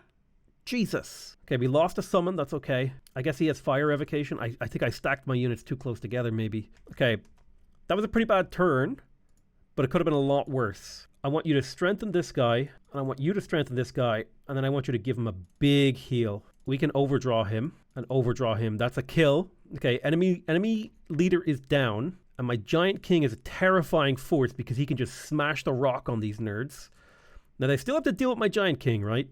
Right, this guy's fleeing, so we don't need to do anything to him. I'm going to pull you back to a safe distance because I just don't need to take any more losses. Units that I have at the start of the next battle are big for me. We'll take 2 40% chance shots on this hero. Even if they're grazes, I'll take them. You're fleeing, you're fleeing. We just need to kill this hero, and I think all enemy units will be fleeing by the end of the battle. So you can taunt someone, and that would prevent them from using their actions. These guys are fleeing. I'm going to get you to taunt this guy to get him to come in close. Maybe we can get him to come in. Okay, we missed that attack. Providing defensive lines. 40% chance. All right, yeah, I think we got it now. And I don't think we should take any more losses unless we get really bad decay damage. That morale's rough. Yeah, we don't care about that. That's not a big deal. All right, give me the big stomp. Bang. Can you overdraw into his side? Huge. That's it. That should be victory. Okay, so we managed to navigate that puzzle, losing only a handful of units. We got a ton of science out of that too. 2 turns of science and a ton of experience as well. But they are going to attack us again. Remember, you're never just fighting one battle. When the AI has a huge stack of units, you're going to be fighting multiple battles. And that was why we needed to not win the battle, not just win the battle, but win it convincingly to where we'll be able to get a really sick heal off here. So like this spearman, for example, is one of my most wounded units. He's going to need defense. I'll bolster his defense twice and then give him a big heal. 32 health. I know it sounds like 32 health, but let me tell you, okay, when we're dealing with these enemy units, we need all the health we can get. So let's get stacked up. So we get 1 cast of Blossom of Life here. So we want to try and hit as many units as possible. I'm going to drop my animated hammer in front of the enemy. Well, let me see. Can I get you further afield? Yeah, but not. Okay, yeah. I'm going to drop the animated stone here because I want to distract my enemy with a summon. Our frontline units aren't going to be able to hold the front line. So our Arbalests will have to be the front line, while our melee units will camp out in the back. Bolster defense on you. Can we get another bolstered defense on him? Will that make healing him worth it? It will. Now, some of my units are going to be left out of the heal. That's fine. We want to get... If I heal right here, I hit basically everyone with the regen. We end turn. 18 health across my army. That's big. Oh my god, what is that? They summoned a stone wall. Combat summon. Non-vital. Alright, the summon doing his job, distracting the enemy. Now, they do not have much in the way of AoE damage that I'm aware of, or much in the way of support abilities. So I'm going to dip you out, zip you around, dip you back in to provide shielding, poke him twice. Overdraw to cancel his retaliation, taunt that guy, and then be really annoying by moving left to heal. Yes, give me a stomp. Need my hero to tank for me. Right, pull back a tile. That will allow me to overdraw into this guy's face. Just need to get a kill here. Come on, 50-50. Really wanted that to be a bigger hit. He's bleeding. Face that way. Bolster defense. Face this way. Bolster defense. Come around here. Come on, we almost got him. So close. All right, another round of healing. We got one more turn of regen. There will be no third battle, and by that I mean, if there has to be a third battle, I think I lose it. All right, that's bad. That's okay, though. He did the AoE, what was it? I'm actually not even sure what he did, but it hit everyone for a little bit of damage. 2 of the enemies are down. Summon an animal. It's a unicorn. Honestly, teleporting the unicorn behind the enemy lines to kill this archer is big, because now the archer can't move without taking a big hit. I need you to overdraw to cancel this guy's retaliation. Oh shit, I can't get him. You're going to take devastating damage. All right, let's think about this. The Tyrant Knight is a problem. Okay, I need you to bolster this guy's defenses and give him a heal. There's 40 health. I need you, and both you guys, overdraw to cancel his retaliation. Overdraw to cancel retaliation. You come in here and hit him twice. There you go. Don't let him live. 75% chance. Cancel that retaliation. You get to Zoidberg right out of there, baby. Now, we do have some problems. One of my preacher men are zone of controlled. Come over here. You come here. Defense mode. We're spreading that bolster defense around. Grant him defense.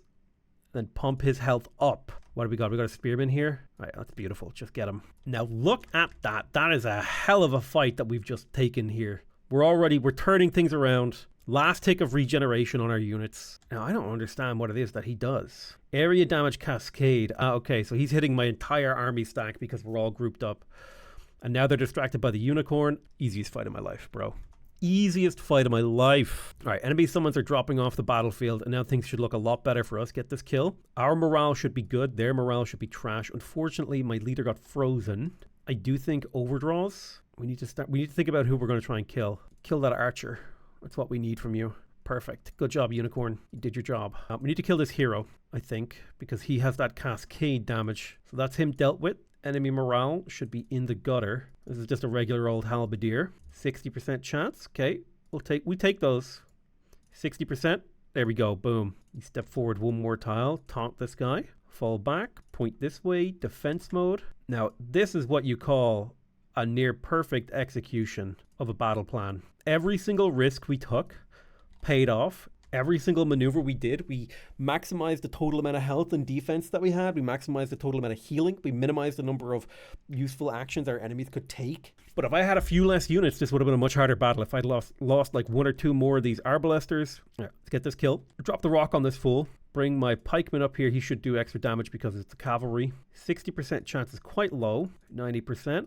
Just need a couple more tasty licks on him. Boom. Done. You may escape. Ooh, that's what we're talking about. We cleaned house. We scavenged a hardy cloak, a dousing channeling mantle. We took out a bunch of their heroes. We got the cold cascade, the poison blade. Damn. We failed a bounty. That's fine. But now we can take the siege specialization, and in theory, if we start this siege, we can drop... Oh man, we don't have much. So we'll do a harass defenders, construct onagers, a tower bombardment, and we'll burn the battlements. Ooh, wait, no, we don't want to burn the battlements against a cleansing flame build. Instead, we want to undermine the walls. We need reinforcements here as well. Now, something clever we can do is we can stand our units outside of their territory to get a couple of small ticks of regen. But most importantly, we need reinforcements up here to the north. Don't you dare destroy my teleporter, okay? But we get these guys moving up to reinforce. But we just obliterated not only his faction leader, his entire military, which is incredible. Okay, I would like to resurrect Gerika the Talented, who just died, but I need 500 mana to actually do that. So we'll chill for a bit before we get that underway. Let's clear this mana node. We'll let the Gentle Giants go. Gaining 71 mana and a Shielding Crown. Dismantled that. I definitely need to get more equipment onto my heroes. But I want to craft all the equipment myself. I want to make really good equipment. I don't want to just, and I find that kind of satisfying to do. All right, let's zip up here and do a little digging. Nice and I definitely do think that equipping more equipment would be important to improving my gameplay. Like that is, oh, the Firehearth Foundry. We could grab that. I'm lazy, dude. That's really what it boils down to. That's come on now. Is that hashtag relatable? I hope so. I do want to build the Worker Construct Nexus right here by this ley line. It would give us 5 production and 5 extra gold and a little bit of mana. We'll get that underway. This outpost down here got a work camp. Let's start with a teleporter. It's always good to link up your empire. Giant's Repose can annex another province. And definitely we get a lot more value from our quarries. Like 23 production, 2 gold and essence. It's very nice. We shall keep on going. Solaria can annex another province. I'm trying to remember what I was doing. It's hard to remember what I was doing with some of these places. I don't think you have your Workers Guild yet. I don't know if you do. I was thinking of getting a Farming Guild up here, actually. That was something. Although I actually just think the Smith's Guild is just an objectively better thing, because it also comes with draft, which allows you to create armies really quickly. We'll grab that mana node right there with a conduit, and then we'll look at Arnabel the Fierce, who's ready to level up. We have all of our mortal champion things that we like to get, and we wanted to make this person really good at defensive stuff. So the warding bond, that actually looks quite powerful. I'm going to go for the stronger defense against magical attacks, because it leaves us open to this ability right here, the adaptive armor. And then when it comes to choosing the thingy, I would have liked to go to Adept of Order, but I will make you an Adept of Materium, so that all the units in this army get +1 defense. Immobilizing Presence is pretty strong. At the start of his turn, he'll slow people, and if they're already slow, they become immobilized. You've also got the Meteor Strikes. I think let's instead go for Stunning Bash. We kind of want to work our way down to this guy always being in defense mode, having lots of utility. My Ruler has leveled up. I feel like this tree has zoomed out or something. It's because we got this Summon Animal ability over here and the Chaotic Rebuke. Fortified Summons. I mean, he does have 3 summon abilities, and he is a ritualist. Yeah, I think we'll go down the summoning route here. So now we'll grab the Lesser Spirit, and now he can summon a Lesser Spirit, an animal, an Astral Ward, and an Animated Warhammer. So he's just like really good at summoning. We could even give him wands and stuff. I'm not wanting to join a new hero. I want to resurrect the one that I had. I've captured a bunch of dead people. Don't care about your bounty. 4 turns until Flame Wall is ready to be taken. This army should be ready to take the Firehearth Foundry. This is a silver ancient wonder that's worth Imperium and draft. Let's found a city of the Tunnel Diggers here. Yes, I know I'm over my city cap and I'll get a penalty. That's fine. We're going to grab this Firehearth Foundry. We're going to explore it. Let's use our Materium affinity check to defeat. Now we have cooling vents active in this battle. So we're up against a bunch of Magma Spirits and some Inferno Puppies. This should be a pretty easy auto-resolve, honestly. And this belongs to me now. So we can get new armor. We could get a Warding Cloak, a Spear of Cleansing Flame. That's pretty cool. We could get a bunch of gold. We get alignment. I'll take the gold. Gold is pretty useful. Let's clear this mana node. Thankfully, these tier 3 clay units are extremely strong. We're very slowly healing. We do have the ability to pop a big regen at the start of a battle, which is nice.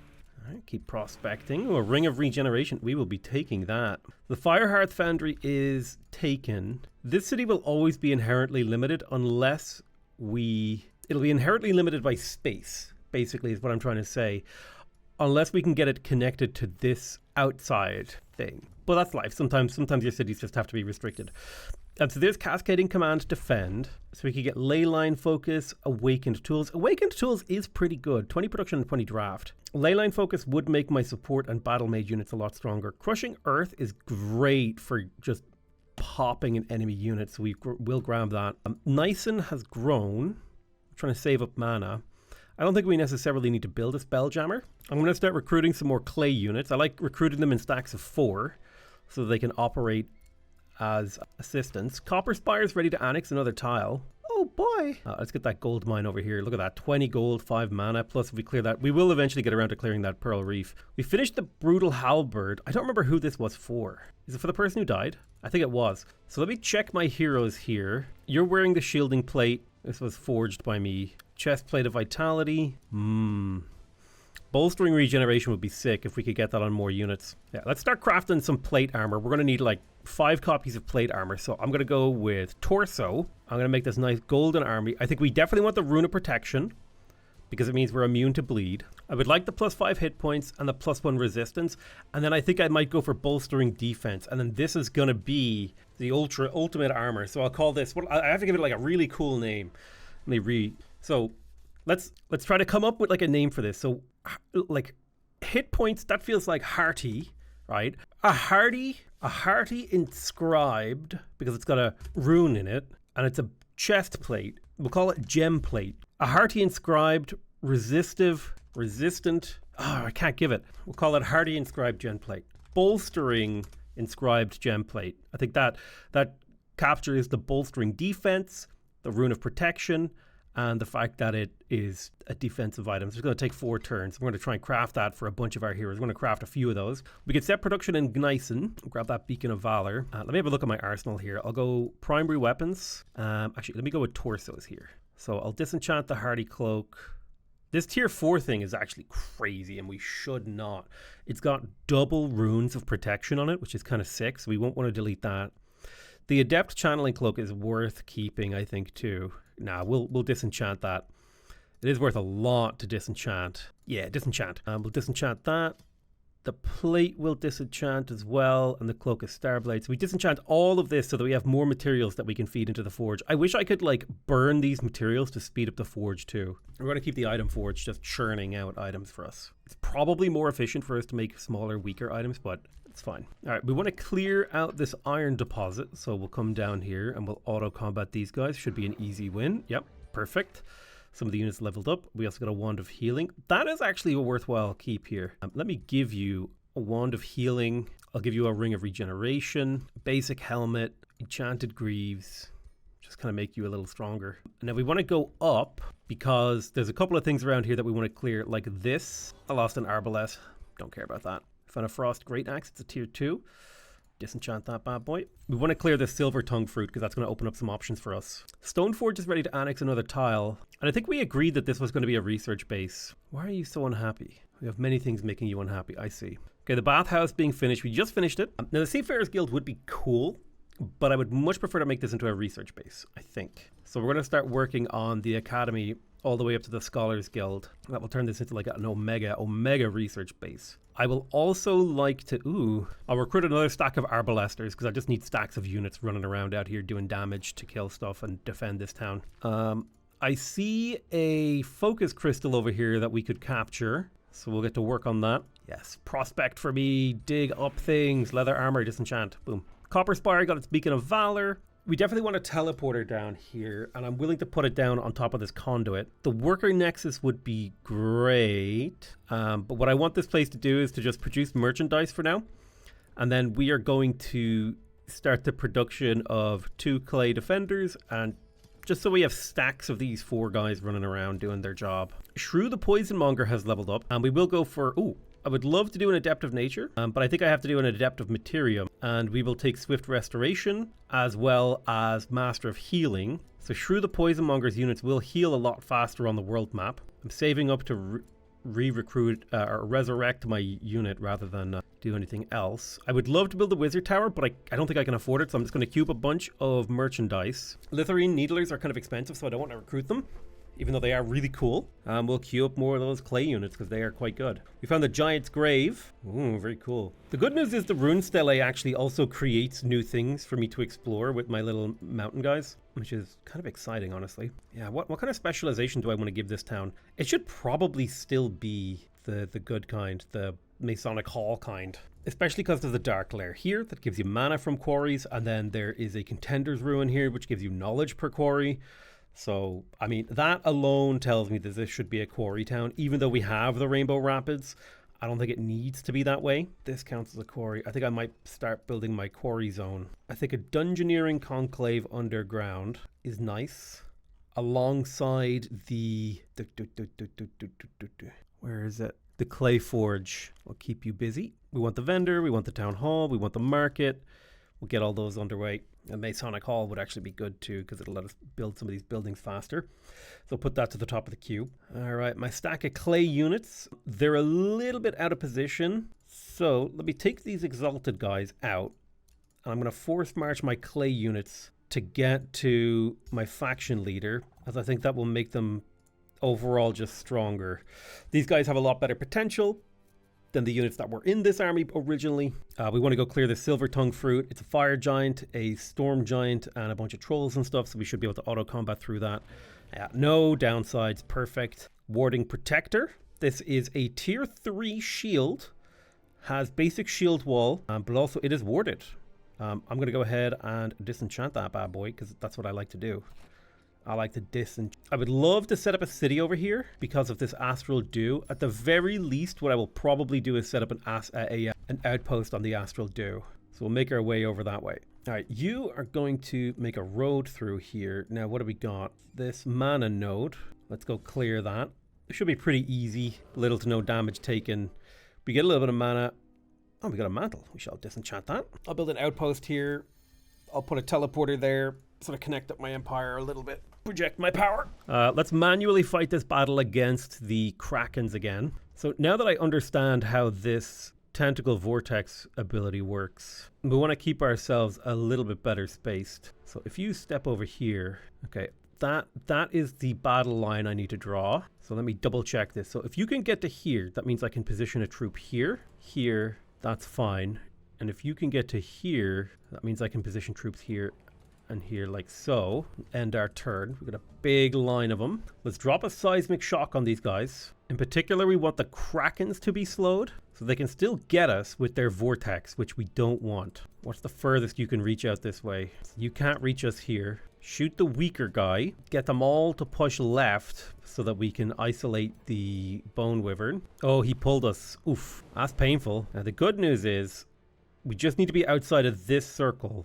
Right, if you overdraw, you're safe right there. We're skirmishing. How close can you get? Okay, that's the closest we can safely be. You have been slowed, and so I'm going to position you here. We can hit them with a new seismic shock.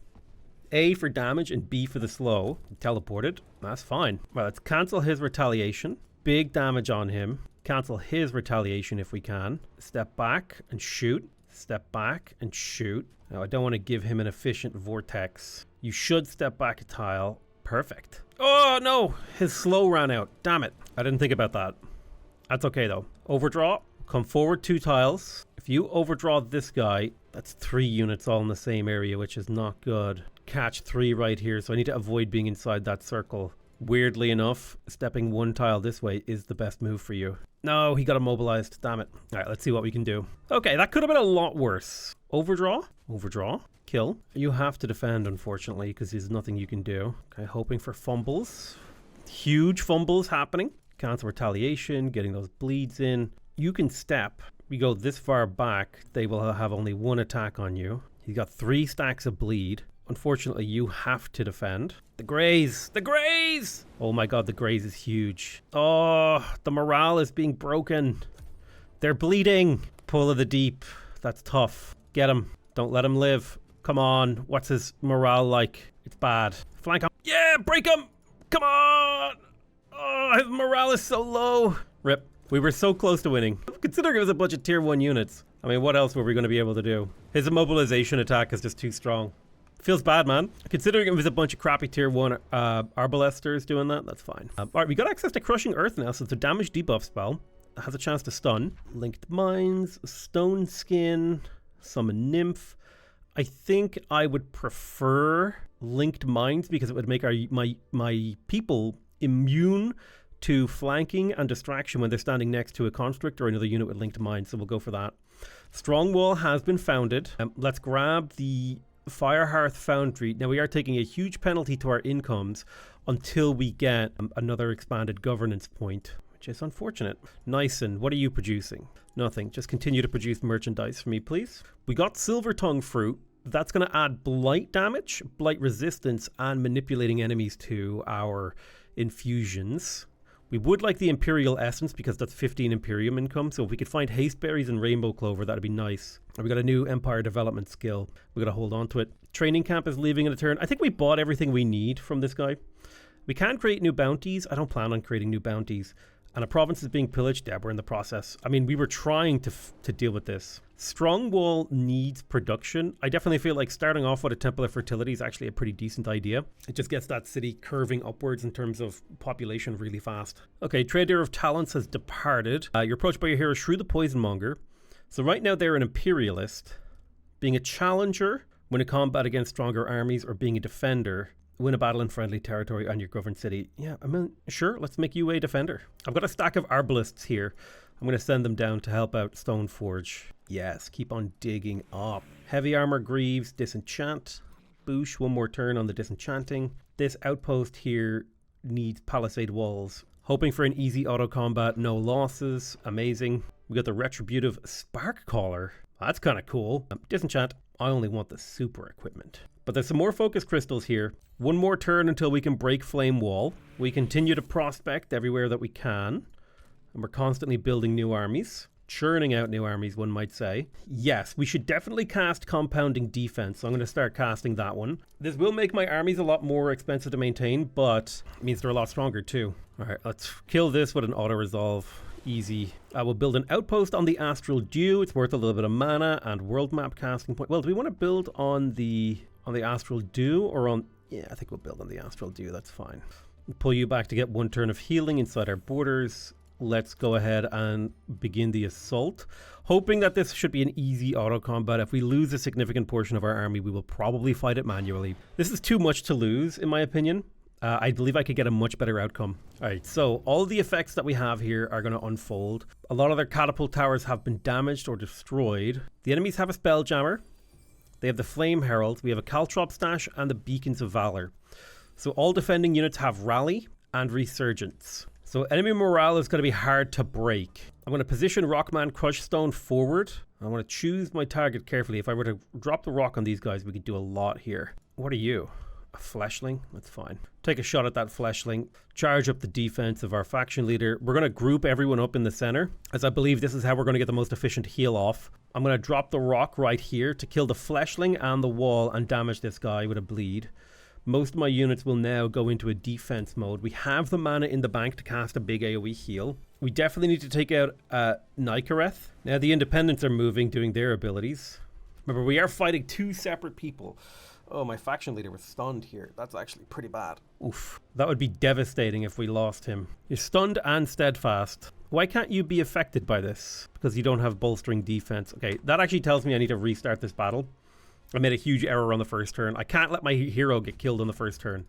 It's actually kind of important. I thought he had way better defenses than he actually did, but I guess they just stacked a lot of really big damage on him. I might make this my assault zone. We'll attack right here. That will damage the catapult. It's a similar opening set of moves, just not exactly the same. Taking shots at that catapult over here with my my Arbalesters. These guys over here aren't going to get a heal, but these guys will get a big heal. Okay, I'm not sure what he did to one of my units, but a Gortusk Piglet appeared. He polymorphed it. Transform an enemy for 3 turns. All right, I need this catapult to... That's a good shot right there. Perfect. And then I want the second catapult to shoot right there to take out the tower and all the stuff around it. All right, I'm going to get you to summon an elemental. We'll shoot with that elemental. We could drop the rock, and we will, because that could get us a kill. Now, if we look at this heal, what kind of heal are we looking at here?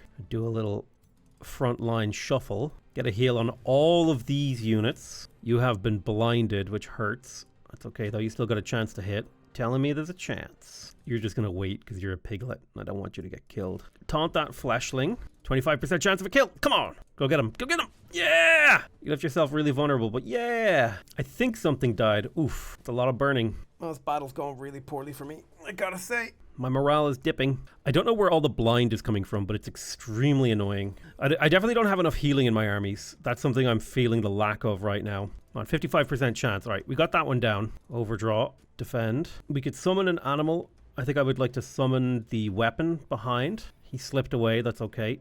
Kill that loser. Finish him. Perfect. Break his attack. Zip behind and shoot. Melee strike him 3 times. Good job. 16 of a heal. Use zip back. Bolster. Come on, get this kill. Yeah! 25% chance. Give him a little heal. He needs the health. You can get the kill, little piglet. Go for it. Yeah! Little piglet got him! Clay Defender up here in defense mode. Come on, 25% chance. Huge. We still have this catapult we need to deal with. It's fine. I think we're just going to have to take some losses here. Our units are just so low on the health. I mean, the big heal is helping, don't get me wrong. We've lost an Arbalest, and I think we've done significant damage to the enemy army. Morale is definitely a problem. I mean, the left side is just going terribly. At a certain point, though, these tier 1 units just don't really cut it anymore, so I think them dying off is fine. Take a look at the state of the battle at the start of this turn. We've killed a level 7 hero, a tier 4, a tier 1, and a tier 1 in exchange for 3 tier 1s. And we have multiple summons still on the battlefield, with another summon potentially about to drop. We got the Caustic Worm, and it's going to get a charge attack on a hero that just got a slip away. Perfect. Yeah, I think we're now officially heavily winning. With the number of enemies that we've killed, I think we're fine. I'm going to push this Arbalester right to try to kill this, and I'll push an Anvil Guard over there with him to protect. I don't want them to die. Push you up here. I wouldn't mind healing this Clay Arbalester. So there's the strength buff. 23 damage on this hero is big. Can we get another shot? Come on. Perfect. Okay. Catapult catches them off guard. Let's taunt this mage and then go into defense mode, hopefully making it harder to kill us. Go to the next turn. Another round of healing went through, which is excellent. Oof. Yeah, that evocation is sore. Yeah, fighting with a spelljammer makes my life a lot harder, I will say that. We'll shoot for here to break the walls with our catapult. I'll run up with my leader to drop the rock on this dude. Blast 1, blast 2, melee strike, bam. Get up there and shock slap. Enemy leader is down. Animated Warhammer, get this kill. You're immune to bleeding. No, you're not. Never mind. I was thinking of my clay guys. Get up here, double melee him. He's basically dealt with. We just need to get a shot on him. And so now we just need to take care of this left flank. We've taken another loss. Considering the status of our enemy, we've taken pretty limited losses here. Most of our losses have been chaff. Not all of our losses, but most. Give you a nice... Oof, okay. Let's drop an Astral Ward right there. Give him a warding link on the tier 2 spearman. If you zip away, you'll take a hit, but you will be able to get back. Shoot him. That cancelled one of his fumble attacks. Awesome. And then we can catapult here. Good stuff, good stuff, good stuff. Yeah, I definitely wish... You know what? I think I've learned a lot. I definitely want to have more wands of healings on my heroes, because I could have avoided a lot of deaths here with just a little bit more healing on the table. Genuinely, I did not need much more healing to avoid a lot of these deaths. All right, drop the rock. Taunt this guy. Pretty devastating series of losses, honestly. To be fair, we are killing a faction, so... And we're killing them with a bunch of tier 1 units, so this is the kind of losses you might expect from a battle of this caliber. This tier 4 unit is grim. Okay, he's fleeing. Who can I get a heal on? Basically no one. All right, we're going to lose a few more units, but we will end with victory over our enemies. Weirdly enough, the taunt didn't work. I forgot about that. Whoops. Thought the taunt was a guaranteed thing. Shield bash him. All right, there's the stun. Summon an elemental. Drop the rock. Bolster his defense. And then heal him. Hopefully get the kill. Wishful thinking. Get the kill. Come on. Yeah. Enemy is fleeing. We're not going to do anything about it. Let them flee. So arguably worse outcome, but I'm going to go ahead and just accept that because it was a victory. So Articus Frostbringer, it's a tier 4. Damn. It's a sun. Jesus. We got the Wand of Polymorph, the Shielding Channeling Robe, the Orb of the Huntsman. Let's take all of this. Capture Flame Wall. Celebrating the defeat of Nikeath, so we could spend some gold to get Imperium. I would love to get Imperium right now. I think that's a huge value proposition. Absorbing this would be awesome. Migrating it would be awesome too. I think we'll migrate it. That's one of our enemy players has been defeated. All right, let's keep on excavating the underground. Finding more and more down there. We just got linked mines. We definitely want to cast that. We can't afford it. And it's time for us to choose a new tome. It's time to get our tier 4 tome, and we have a lot of choices here. But I think we're going to be making this choice at the start of the next episode. I want to thank you guys very much for watching. I love you all very much, and I'll see you guys next time. Bye-bye!